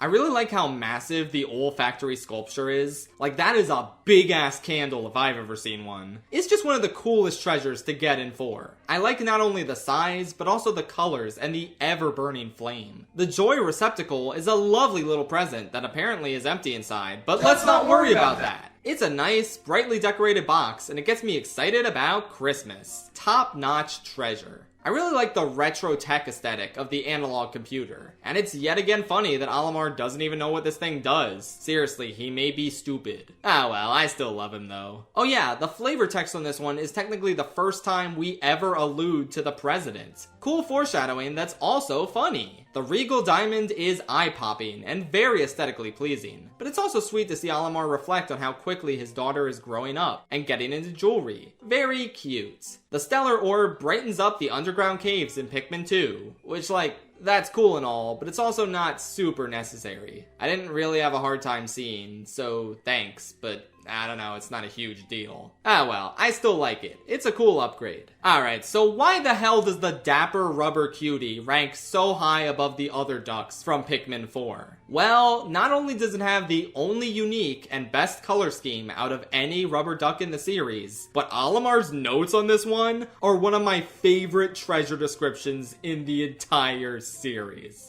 When I was a kid, I coveted a black leather jacket that hung in a shop window. It was so cool. I begged my parents to buy it for me, but they just scoffed in my face. So I saved up my pocket change for months and finally bought it myself. It turns out wearing a leather jacket during the peak of a Hoctane summer is a shortcut to getting a heat stroke. That was the last time I ever tried to be cool. I'm sorry, that is the funniest, most charming thing ever. Especially punctuated by that last line. Doesn't really have a ton to do with the treasure outside of the color of both the duck and the jacket, but it single-handedly propels this as a memorable favorite of mine. The buddy display is a framed photo of 2 dogs, and that's just so damn incredible. I'm sorry. It puts that other dog photo locket treasure to shame. I mean, look at this frame. Look at how big it is. I love how it's on a natural spot on the shelf in this house. It just fits right in. Oh my god, it's so good. I can't express enough how much I love this one. The petrified heart is lovely and shiny. I don't know how they got that rock in the shape of a heart, but man, it's gorgeous, and it inspires Olimar to want to take his wife on a long vacation. Hell yeah, he's a wife guy. I always found ring pops to be kinda disgusting, but they are a neat novelty and a fun collectible to have in Pikmin. The sticky jewel is great on its own, but it gets a lot of bonus points for Olimar venting his frustration about already not liking whoever proposes to his daughter in the future. And then you have Louie's description, which actually made me laugh out loud. I'm pretty sure this jewel is a fake. Nothing gets past him. I think Lucky Cats are pretty cute, so the beckoning mannequin is a great fit for the series. I feel like I've said variations on these exact words for so many of these treasures. I don't know anymore. This has been going on for so long, I just want to see my family again. Olimar's just like me, for real. The Life Station far exceeds its fellow tracks by featuring a little station for the train to stop at. That's pretty cool. I like that a lot. It's a pretty bulky and fun treasure to find. One of the most memorable train-related ones in the game, for sure. Sorry if you thought the maternal sculpture was gonna rank all the way at the top. I don't think it's top tier, but at the same time, I have to admire what a bold choice this was for a treasure in a game made for kids. Yeah man, we'll put a fake nipple in here, why not? I know it's a baby's bottle top, but they didn't have to call it the maternal sculpture. What the hell, you guys? Yeah, I really like it. It's a very funny and memorable treasure. The puzzle snack is a satisfying enough soft pretzel to find, but it also features Olimar tapping into my 8-year-old self's confusion at how they managed to get it in this shape. That's pretty cute, on top of it being hella appetizing. The Enamel Buster looks so rich and delicious in terms of the chocolatey goodness it gives off in its design. Bonus points for that walnut on top. Oh man, I know this would go hard as a dessert. I really like sausage, like it tastes so damn good to me. So of course I've gotta rank the meat satchel fairly high. Even if you do acquire it from the gut of a burrowing snagret, which is quite disgusting, but you know, I'll eat it anyway. Cupid's Grenade is a fun enough name for a simple little cherry, and I especially like how it's basically the item box in both Pikmin 2 and 3's battle modes. That fact alone is enough to propel it this high on the list above most of the other fruits. The don't see it specs. Utterly impractical for actually seeing shit, but undeniably rad as hell. I love the way these things glow, just a super cool and unique treasure to pick up. The Sagittarius is so damn sweet. It's a present from Olimar's son that for some reason is a requirement for the ship to fly. Okay. To be honest, I don't really know what it is. Kind of this green gemstone thingy. But damn it if the flavor text doesn't make me tear up a bit every time. The Libra is the exact same thing as the Sagittarius, except Olimar's daughter gave it to him instead of his son. It ranks a little higher because the way you get it, scaling this little tower with all 3 types of Pikmin required to retrieve it, is pretty cool. It is so funny that Olimar risks life and limb to retrieve a massage machine. Honestly, I would too. The massage machine may not be required to beat Pikmin 1, but man is it one of the funniest ship parts to collect. It's also pretty funny distracting a ball bear in order to get it back. Whoa, is that a Balatro reference? The Luck Wafer is a cute throwback to Nintendo's playing card days. And I really like the treasures that only require 1 Pikmin to carry, because it's nice seeing that one little guy take it back for you. The Deity's portrait, work emblem, money emblem, and love emblem are similarly Balatro references, much like the Luck Wafer. But what they lack in not being official Nintendo branded playing cards, they make up for by being functionally significant treasures that give you the code to the safe in the dream home. Well, the Deity's portrait doesn't contribute to that, but oh well, I didn't feel like giving it its own write-up. Anyway, that's cool enough on its own, but it's even cooler how the code changes on each save file. And thus, so do the cards. Pretty damn awesome, and I especially love how you don't even need to collect all the cards, since you can just guess at 1 or all of the numbers. I usually just collect 2 of them and then shuffle through all possible numbers for the last one. Maybe that's kind of an indication that these cards aren't super helpful, or at least one of them isn't, depending on which of the first 2 you collect. But oh well, they still make for a super neat mechanic,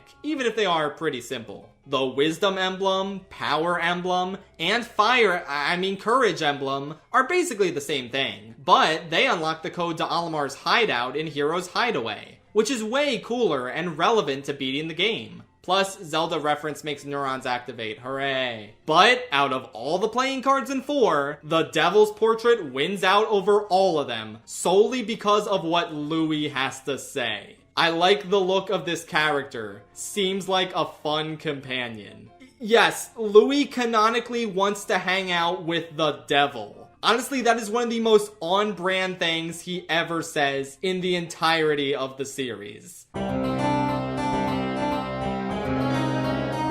The Soulful Artist series in Pikmin 4 is a collection of various paints, with each paint not only corresponding to a certain color of Pikmin, but also showing off how long they've been in the series. The red, blue, and yellow paints are the most used by far, followed by the moderately used purples and whites, the gently used gray and pink, and the basically brand new light blue and green. That's an awesome touch, and it really makes this set of treasures something special for sure. The order I put them down for from worst to best is Neon Goo, Ambiguous Goo, Refreshing Goo, Captivation, True, Illumination, Uniquely You, Noble, and Decorative, which ranks the highest because it's the only one that also appeared in Pikmin 2, with a Mario paint branding. That's really cool how it originated there, and then came back with its whole family in 4. Why did I put the other ones in that particular order? I don't know, man. Your guess is as good as mine. Does it really matter? The Meat of Champions is a delectable, delightful slice of ham. And while I do really like it, it has kinda gotten undone by a certain Pikmin 4 treasure. Even so, it's a yummy treat to find at the bottom of the Glutton's kitchen.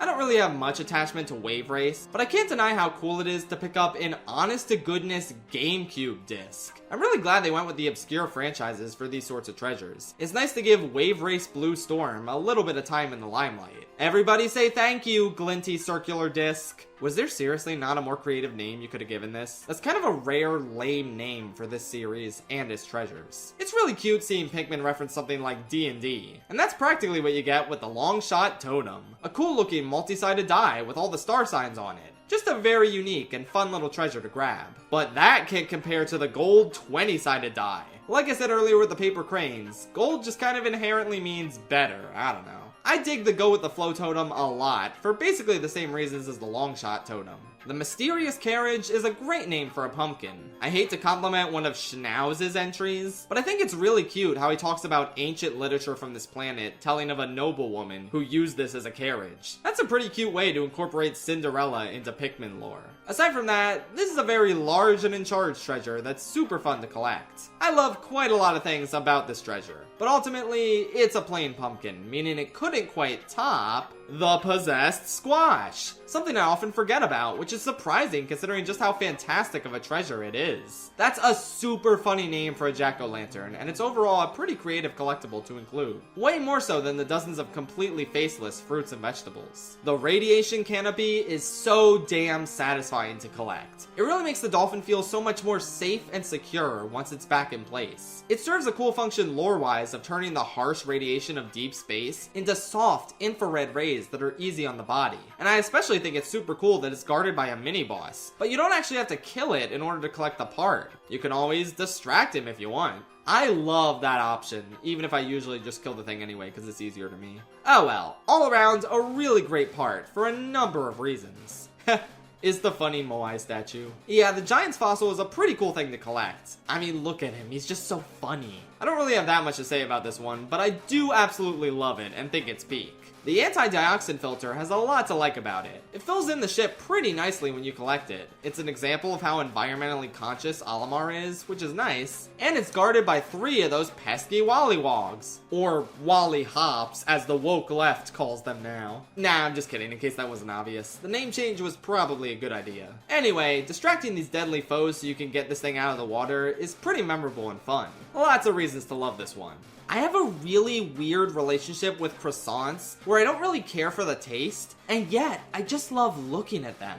Like, this looks absolutely great aesthetically. The flaky temptation is tempting me to go down to my local Tous Les Jours and stare at their croissants all day. It's a pretty fun treasure to find and collect, and an amazing showcase of the graphical step up in terms of visual deliciousness between the tree treasures in 2 and 4. The Gyroid bust isn't just a nifty little Animal Crossing reference, it's also tucked away in a bizarre shrine within the final floor of the Bulblax Kingdom. It looks a lot harder to collect than it actually is, but even so, I definitely have to rank it very high because of the mystery and intrigue surrounding it. The Nova Blaster is one of the 5 optional parts in Pikmin 1, but I'm not going to let that hold it back in the rankings. I personally think it is very funny that Olimar has a giant space gun attached to his ship at all times. And it's even funnier that he didn't use it on the asteroid that crashed into his ship, which caused him to crash land on the Pikmin planet in the first place. Oh well. It does have a strange allure though. I could watch that light flash all day. The hideous victual is a delightful looking egg. I would love to give it a test run in the same way Olimar gives that weed a test run. Sadly, I cannot. But even so, this is a pretty memorable treasure, even among the other foods you collect. I'm a sucker for most Christmas-related things, and the sweet stumble knot is an excellent example, being a really visually pleasing and uniquely shaped candy cane. I don't even like to eat candy canes, but like, look at it, man. With the stripes and the ribbon and the little message saying happy holidays, this thing just brings me all sorts of tidings of comfort and joy.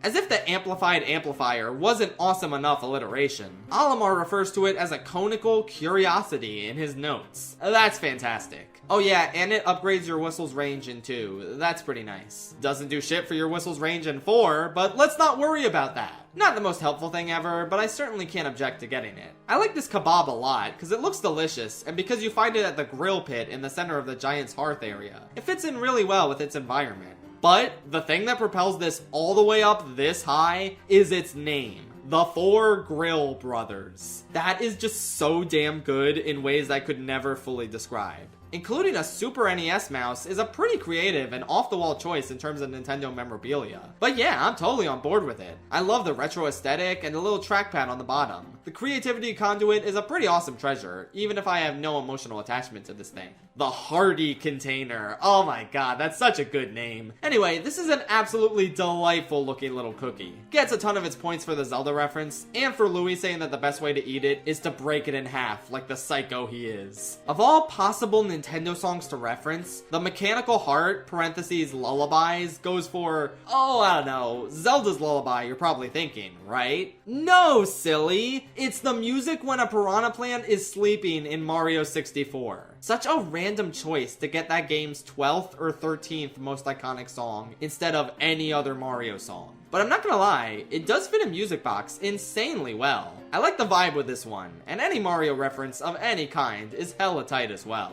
The worthless statue and the priceless statue both go hand in hand, making for an absolutely hilarious gag where Olimar fawns over the chess queen while completely dismissing the chess king as worthless. Their marble designs are really cool, but mainly it's the humorous juxtaposition between the two that makes them so memorable and high on this list. Oh, and obviously the priceless statue ranks a little bit higher. Pale Passion is a pretty tasty looking sweet morsel that also gets Olimar musing on how much he tried to find love in his youth. Very cute. Plus it helps that the treasure looks extremely delicious. Feels like a no-brainer to include an ocarina as a homage to the WarioWare Smooth Moves microgame Ocarina of Time. It may not be blue, but that's okay. That would have been a little too on the nose, I think. The Ambiguous Hostel is a nice, rich, red and orange, classic as hell instrument. I'm a big fan of its inclusion. As soon as I saw the dimensional converter, I was like, no way. These red and blue 3D glasses were all the rage when I was growing up, but I kinda haven't thought about them in over a decade. What a treat. A real blast from the past if I've ever seen one, to discover these things in Pikmin.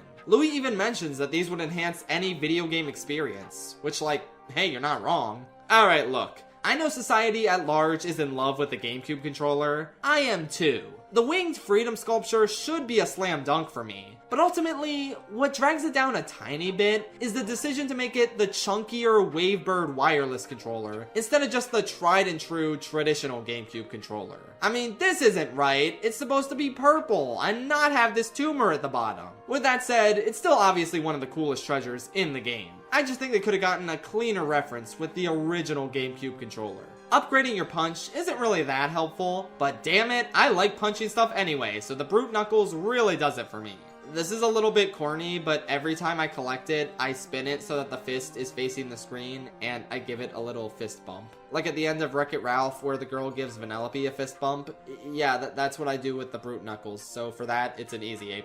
The Cosmic Archive is actually a Famicom disc of the mysterious Murasame Castle, which is a really cool find. It's also the closest Takamaru will ever come to canonically interacting with a character who actually made it into Smash. When I was a kid, I loved Thomas the Tank Engine. It's such a good series that taps into the inherent wonder of trains. As a result, I lit up when I first saw the Unlimited locomotive. An absolutely delightful treasure that far outclasses the normal bits of track that belong to the same treasure series. Fun flavor text from Olimar and Louis on it as well. The fossilized Ursidae is just a really cool wooden statue of a bear. There aren't really a whole lot of treasures like it, which always makes it stick out in my mind as one of the most unique and special ones. Love the texture, the base, the design, everything about it really. The golden vaulting table is truly the unspoken riz to the Doomsday Apparatus's sexual harassment. It also weighs 1,000, and in theory requires 100 purple Pikmin to carry it back. But the difference is, you can get a purple onion after beating the Sage Leaf trials, which makes it a lot less annoying to collect this since you don't have to spend the whole game in fear of losing a single purple. The grind is gone, you guys! Plus, if you're short on a few purples, you can just use Ochi to fill in. Plus, with Ochi, you can actually be productive elsewhere in this area while 100 purple Pikmin carry this gold bar back. Plus, let's be honest, a giant bar of gold is so much cooler as the be-all, end-all, heaviest treasure in the game than just an exercise weight. This feels rewarding to collect in a way the Doomsday Apparatus never has. I adore it not only for how cool it is, but how it fixes every problem my least favorite treasure in the whole series has. Seriously, I cannot stress enough, I despise the Doomsday Apparatus with every fiber of my being. The Stone of Advancement not only has the advantage of being one of the first Pikmin 4 treasures, but it also has the advantage of being a damn Game Boy Advance SP. I personally think that is a very cool thing to be. I never owned a GBA, and when I think of the handheld, my mind usually defaults to the regular version. So even though I probably would have preferred seeing that regular version in-game, this one is still pretty awesome.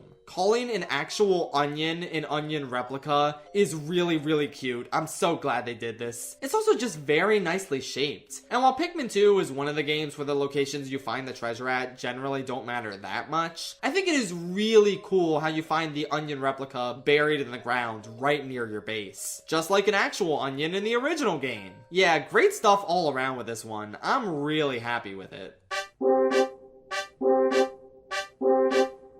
This is my bias 100% showing, but I love octopus sausages so much. Ever since I first saw them in Kaguya Love is War, I've been obsessed. I get giddy every time I collect the Octoplus in this game. I'm just so damn happy looking at it. Please send me all of your octopus sausages in real life, except not in the mail because they would definitely go bad. Send them by fax machine. I'm ranking the crystallized clairvoyance, then telepathy, then telekinesis in that order, yet covering them all in the same spot, because they are all just the same thing in different colors. They are very aesthetically pleasing collectibles that are great to get in the main story, but the reason they rank this high is because they take center stage in the 2-player battle mode in Pikmin 2. Collect 4 of these yellow marbles, or your opponent's red or blue marble in order to win. I've made some fun and frantic memories chasing after these things, and I think their crucial importance to an incredibly fun and overlooked side mode more than earns them a spot this high up. The SS Berry far outclasses its fellow macarons by not only being a vibrant, probably strawberry flavored pink, but having a nice decoration on top featuring fruit and leaves. It's by far one of the most immaculate, visually satisfying desserts in the entire series. Macarons aren't even my favorite dessert, but I can't argue with the delicious aesthetics at play here. This is definitely S tier. The unfloatable boat is a large and fun as hell treasure. It looks great, perfectly sized for Olimar and the Pikmin in fact. I also love the unique gimmick where it always sinks to the bottom of whatever water it's in, since it has to live up to its name after all. Yeah, overall, this one's kind of a slam dunk. One of my favorite treasures to collect in 4. I'm generally not an America enjoyer, but the Statue of Liberty goes really hard, even in miniature form as we see here in the Lamp of Inspiration. A really cool treasure to collect, especially when we find it secluded on its own little island in the serene shores, kinda like Ellis Island in real life. Pretty awesome treasure all around, especially since Louie thinks she's holding up chocolate soft serve ice cream. The Mechanical Heart, parentheses windmills, is easily the coolest of the trilogy, playing the Song of Storms. Oh man, that's awesome. Olimar and Schnauz even reference Zelda in their descriptions of it. This is one of the few Zelda references we ever get in this series, so I'll just take what I can get and appreciate this lovely little tribute to my 3rd or 4th favorite video game franchise. The very first collectible in all of Pikmin,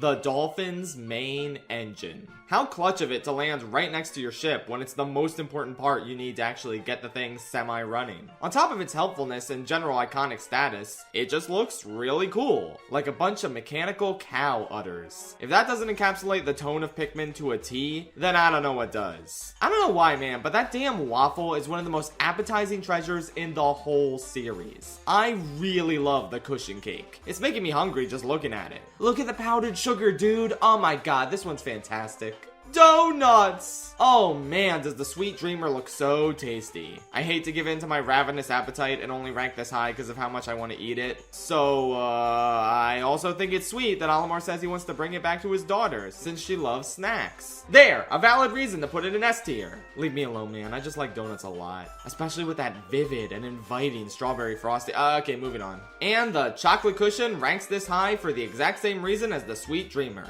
An equally delicious looking donut, but this one is chocolate, and I love chocolate donuts. Plus, for some reason, you find this in the lair of the Water Wraith, and if there's anything on Earth that would make me risk venturing into the Water Wraith's lair, it's a giant chocolate donut. Alright, the white goodness has got to be the tastiest looking treasure in Pikmin 2. For the love of God, just look at that thing! I'm a huge white chocolate enjoyer, and I can't stress enough just how much I need to eat this right now. Probably ranked a little too high realistically, but who cares? F you. Boobs! It was such a funny idea to include miniature versions of priceless statues in Pikmin 4. Collecting the Venus de Milo is so cool, and I like how it's called the unfinished statue. Because, yeah, if aliens came down to Earth and had no context for our culture or the statue, yeah, they would probably assume they just didn't finish the arms. The last thing I have to say is that it's pretty epic having uncensored female-presenting nipples in a Nintendo game. Thanks for this addition, you guys. Alright, the unlimited locomotive was cool, but in terms of supreme coolness, you kinda can't beat a skateboard. The personal injury plank perfectly taps into my love of tech decks when I was a kid, and it's so fun to imagine Olimar or Louie riding this damn thing. An unbelievably pleasant surprise, and one of my favorite treasure additions to 4. It's the Weed Leaf, you guys! Funny, right? Olimar says he's gonna give it a test run. According to the Pikmin wiki, the arboreal frippery is actually just a Japanese maple leaf.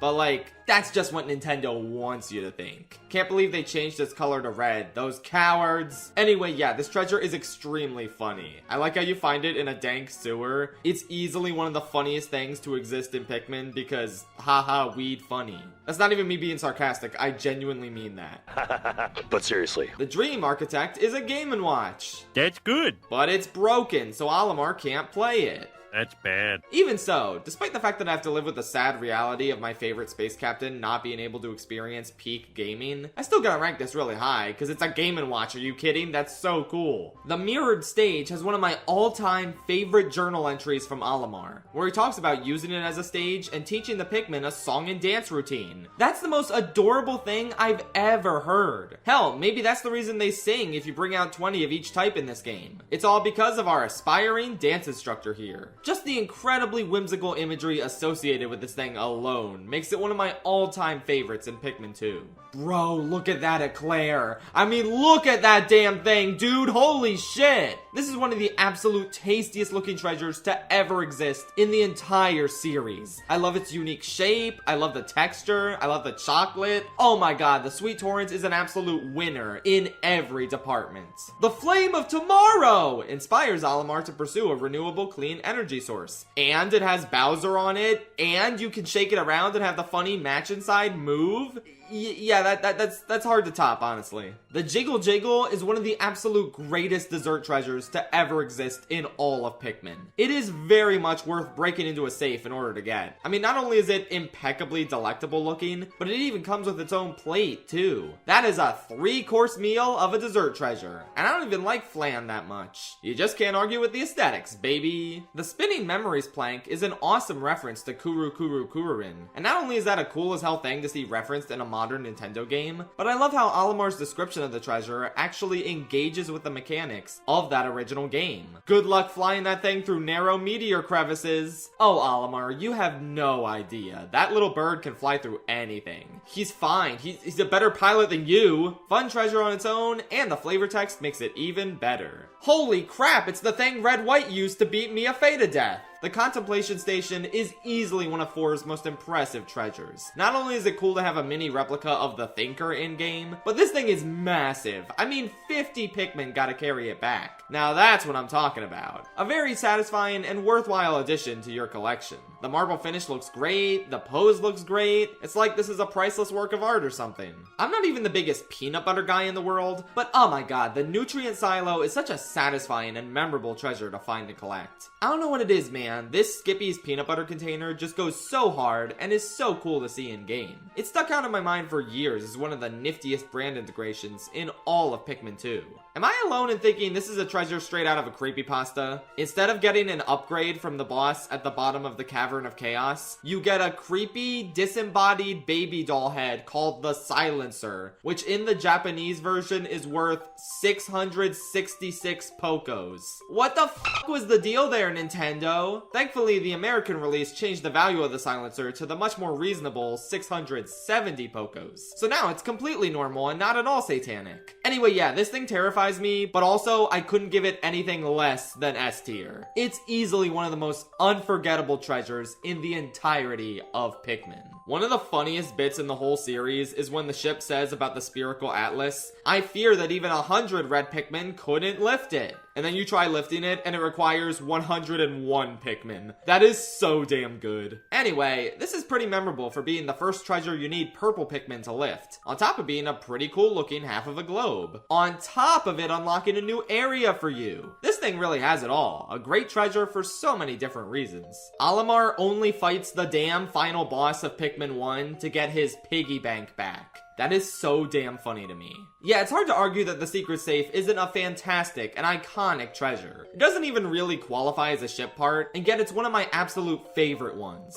So satisfying to collect, and I'm glad the president doesn't demand that Olimar use his life savings to contribute towards paying off the company's debt. Let's hope the man got to spend those funds on a nice vacation with his family after the events of 2. The whimsical radar doesn't just have a fun name, it's the most actively helpful part in Pikmin 1, since it unlocks the ability to check your map to see where the remaining ship parts are. That's pretty hard to beat. It makes this by far one of the best Pikmin 1 collectibles. The Crimson Banquet is one of the most satisfying fruits of them all. A massive honkin' watermelon that breaks into 6 uniquely sized pieces. It can be a lot to carry back to the ship, but I can't get over what a delightful treat it is to beat the sand-belching Mearslug and get these supremely yummy looking chunks to collect. It also helps that watermelon is one of my favorite fruits, so yeah, this is an amazing one. Something I always look forward to collecting again and again whenever I replay Pikmin 3. We're not going to talk about the fact that Pikmin 4 kind of butchered it. It's an especially cute touch how the guard satellite just floats on the side of Olimar's ship. Like, that just makes me happy every time I see it bobbing up and down there. Not only does it have a unique and cool design, but it has canonically protected Olimar from space pirates multiple times. I don't even know how. Like, what does this thing do that would stop a space pirate? Who knows, man, but it's cool as hell, and I love the way it flashes. It's also a great reward for beating the beady Longlegs. Easily a favorite of mine among the Pikmin 1 treasures. Ah, the iconic first treasure of Pikmin 2. That chunky old Duracell battery. That's right, it's not an electric super battery. What the shit is that about, Switch version of Pikmin 2? This is an amazing first impression of all the crazy stuff you'll be collecting in this game, as well as a great wake-up call that, yes, this planet really is our real world way off in the future. Awesome way to kick off this whole treasure concept. The prototype detector is just the whimsical radar, but better. It has an on-screen indicator that tells you how close you are to treasure, and it turns off when there's none in the area. Which, like, without this feature, Pikmin 2 would be borderline unplayable. So this is unbelievably high on the helpfulness scale. But the fact that it's also a love tester, a classic Nintendo peripheral, get out of town! That's such a cute and creative idea. Talk about a treasure that has it all. Easily my favorite fruits to come out of Pikmin 3 are the Dawn and Dusk pustules. They're so satisfying to collect because instead of having a bunch of Pikmin carry the bunch all at once, we have one individual Pikmin carrying one individual grape. That's adorable and immensely satisfying to see. It really tickles my brain whenever they collect a bunch of something in this manner. And when that bunch of something is grapes, one of my favorite fruits, yeah, it's hard to argue against these ones. I like the dusk pustules slightly more because I like purple grapes more. Also in 4, they took out the carrying grapes one at a time thing, which is like a fucking punch to the face. Don't text. Oh man, do I have an obsession with sushi. I never grew up eating it. I only started giving it a try for the first time around 5 years ago. But oh my god, it is my automatic go-to whenever I don't know what else to get for dinner. Seeing sushi, not the yucky egg kind I don't like, but the seafood kinds, in Pikmin was an absolute treat and a half. I cannot tell you how happy the Maestro of Flavor and Fish Bed Snack treasures make me. Delicious tuna and shrimpy goodness for me to collect and gawk at. Okay, the rice doesn't actually look that great up close, but who cares? The tuna and the shrimp look divine. I actually prefer tuna sushi, but I'll give the shrimpy goodness of the fish bed snack the slight advantage, not just for its aesthetics, but for Olimar's description of it, referencing a book he read called 20,000 Millimeters Under the Sea. That's so damn cute. Design-wise, the repugnant appendage is just a smelly pink baby shoe. Not really anything that amazing aesthetically. But this is one of the absolute best upgrades there is, increasing your movement speed and allowing you to traverse way farther and get even more stuff done. Easily one of the most exciting upgrades to collect in Pikmin 2. It's such a shame we have to sell this never-worn baby shoe. But hey, can't argue with 100 Pokos. Guys, they put a fidget spinner in Pikmin. This is the greatest news I have ever heard in my life. No, seriously, fidget spinners have just as much nostalgic value to their generation as all the Nintendo peripherals from the 80s do for that generation. The Space Spinner is also a very interesting reminder that this game was indeed in development for 10 years. And I mean, like, come on, there's a reason fidget spinners were a cool fad. They are so fun to spin, and you can do that when you analyze the treasure in this game. I think Louis said it best. My eyes, they can't stop spinning, so fun. Like, that's exactly how I feel. Going into this video, I knew there was no way in hell I could put this anywhere but S tier. Like, nowhere else felt right. Alright, maybe this is a bit self-indulgent, maybe it's a little cheap, but I'm sorry. Love them or hate them, you cannot deny what an amazing thing it is to see a pair of Joy-Cons as treasures in a Pikmin game. Every other treasure in the newly nostalgic series is an oldie. A goodie, yes, but the most recent systems and peripherals that get referenced are from the GameCube GBA era. I never could have imagined they'd reference the controllers made for the system I'm currently playing the damn game on. As that rare kind of person who actually likes playing with Joy-Cons, I must say that this is an incredible pair of treasures. I think I'll rank the connection detector slightly higher than the telekinesis detector, for a couple reasons. I like red better than blue. I also like having access to the home menu at any time, even if it means giving up my beloved screenshot button. Overall though, I'm absolutely pleased beyond belief with both of these dumb, stupid, dumb, drifting, idiot controllers. I made some good memories with them over the course of the past 8 years. And maybe in Pikmin 5 we'll have Switch 2 Joy-Cons, who knows? But with that said, there was no way in hell I was letting the Joy-Cons outrank the NES controller. This thing ain't perfect in real life, but it is damn iconic and memorable. And an absolute perfect fit as a Pikmin collectible. See, Pikmin 2, was it that hard to have the whole controller? Why did we have to wait until 4 to get more than just the D-pad? Oh well. On every account, the Life controller is amazing. Easily my favorite of the newly nostalgic treasure series in 4. I mean, as if it wasn't cool enough on its own, Louis' description of it is nothing and no one tells me what to eat. What is he talking about? How is that related to anything involving this controller? I don't know, man, but that just makes me like it even more. What can I say? Oh baby, it's the top 10. Oh man, here we go. Whenever I think of the amazing use of real-life brands in Pikmin 2, the Gherkin Gate is what immediately comes to mind. First of all, incredible title. Second, it's Vlasic Pickles. Dude, I love pickles so much. I can't get enough of this beautiful pickle lid. It's so aesthetically pleasing, both color-wise and because of the epic stork mascot. Modern Nintendo, being the absolute cowards that they are, obviously removed the brands like they did for every other treasure in the Switch version of Pikmin 2. But they went a step too far with this one. They made it an orange jam lid, and they changed the title of the treasure to Flavor Gate. Are you fucking kidding me? I can't even get a generic brand of pickles on this thing? This is anti-pickle discrimination and you will be hearing from my lawyers. So yeah, the Gherkin Gate ranks high as one of my all-time favorites. And if I had to rank the Flavor Gate separately, it would be second to last, only above the Doomsday Apparatus. I take this pickle shit very seriously. Getting the Interstellar radio back makes me really happy because I just like the idea of Olimar listening to distant voices on it that make him feel less lonely. It's a heartwarming part to collect, even if it is pointless to your goal of making it home. Plus, it gets bonus points for being the first part you collect in Pikmin 4, the thing that kickstarts the entire plot. Emotionally significant in its original appearance, and the impetus for the entire events of the game in its next appearance? Yeah, I'm thinking that's peak.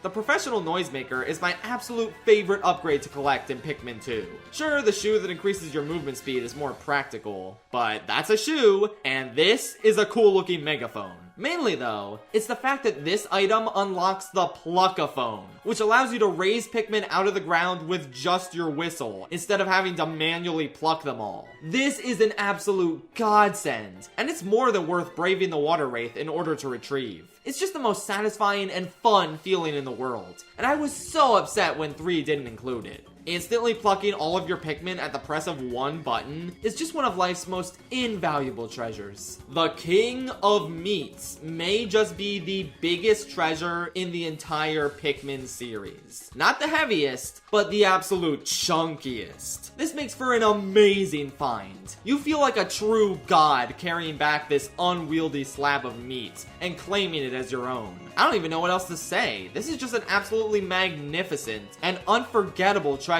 solely because of its size. I always look forward to grabbing it. And if you don't, do you even have a soul? Alright, it feels a little crazy to give 4 spots this high up in a row to the same set of treasures in what is ostensibly a 4-way tie. But they all absolutely deserve to be this high, and I couldn't leave any of them out. We have the Shock Therapist, Flare Cannon, Comedy Bomb, and Monster Pump. These are incredibly special treasures because they serve as the weapons wielded by the final boss, the Titan Dweevil. Having him try and massacre your squad with these deadly devices, only for you to slowly but surely break them off his body and take them to your ship as collectibles, it's an unbelievably exciting gameplay loop that no other treasure in the series really replicated. I also love how you can break them in any order, basically getting to pick your poison and choose which of his attacks to eliminate first. It's electric. The answer is always get rid of the Shock Therapist first, because electricity is an insta-kill. Anyway, yeah, the reasoning for my order is that the Shock Therapist is the most straightforward and least interesting, so it's at the bottom compared to the others. The Flare Cannon is similarly straightforward, but it gets points for being a giant fucking flamethrower. The Comedy Bomb is next, because I love the lore of how Olimar and the ship remake it into a laughing gas machine afterwards. And finally, I just like the visual effect of the water the Monster Pump shoots in battle. Plus, it's really funny that the final boss is just wielding a giant water pump. Yeah, it's my favorite of the 4. I don't know what else to say. An absolutely godly quartet of treasures. It's really hard to beat the Remembered Old Buddy. By far one of the most incredible and iconic Pikmin treasures on so many levels. It's a Rob head! It's especially cool to see Olimar come across one of these heads before he would get involved in a little adventure fighting an army of Robs in the Subspace Bomb Factory. But as if this early interaction between 2 future Smashers wasn't cool enough, Olimar's description of the treasure details how it looks like a robot in a cartoon he used to watch as a kid. That's so unbelievably sweet. It's very rare for him to have this level of enthusiasm for a treasure. I adore the Remembered Old Buddy. He may not unlock any practical upgrades for you, but he's by far my favorite treasure to retrieve from a non-final boss in Pikmin 2. Going into this project, I immediately knew which treasure had to be number 1. It was the only one that I could not legitimately justify placing in any other spot. The single greatest treasure in the entire Pikmin series is, without a doubt, the King of Bugs. Also known as the Hocketation/Food Thief, as it is called in Pikmin 3. Yeah, so obviously the final treasure of Pikmin 2 is Louie himself, rescued from the clutches of the evil Titan Dweevil. And there's a lot going on with this treasure. There's the funny factor of not having room for Louie in the cockpit, so we just stuff him in the cargo hold with all these doodads. There's the intrinsic reward you feel for searching for Louie throughout the second half of the game, and finally getting him back at the end. But then there's Olimar's description of this treasure. And if being one of the funniest and most memorable Pikmin characters wasn't enough to put Louie over the top in this treasure ranking, the description absolutely is. Olimar expresses relief that Louie is safe, then surprised that he was perfectly fine despite being left alone with the Dweevil. Naturally, his mind starts to speculate about Louie and his close connection with insects, making him formulate a theory that Louie wasn't in need of rescuing from the Dweevil. Maybe he was controlling it. this flavor text, which is only readable if you re-enter the save file after beating the final boss, making it feel sufficiently tucked away for most players, genuinely freaked me out when I was younger. Something about Louis having dark and sinister motivations we could never hope to comprehend. Trying to kill Olimar and his Pikmin with a monstrous spider beast? I don't know, that's weirdly dark and alarming for a series like Pikmin. Olimar dismisses his theory as craziness, but then the ship pretty confidently says that Louis managed to hijack a colossal insect's brain. So yeah, I think he did it. His ambiguous, villainous turn here perfectly sets the stage for his explicit one in 4. And on top of all this interesting flavor text in 2, he also returns as a collectible required for progression in 3, which is a whole nother can of memorable worms. I don't really think I need much more to justify this placement though. The King of Bugs is easily the most inspired, most unforgettable, greatest treasure in the entirety of the Pikmin series. So yep, that was the Pikmin treasure ranking. And I hope you noticed how 8 of the top 10 are from Pikmin 2. You know, that game that I like. Anyway, thanks for accompanying me on this journey. I'm going to bed now. Good night, PNF 404.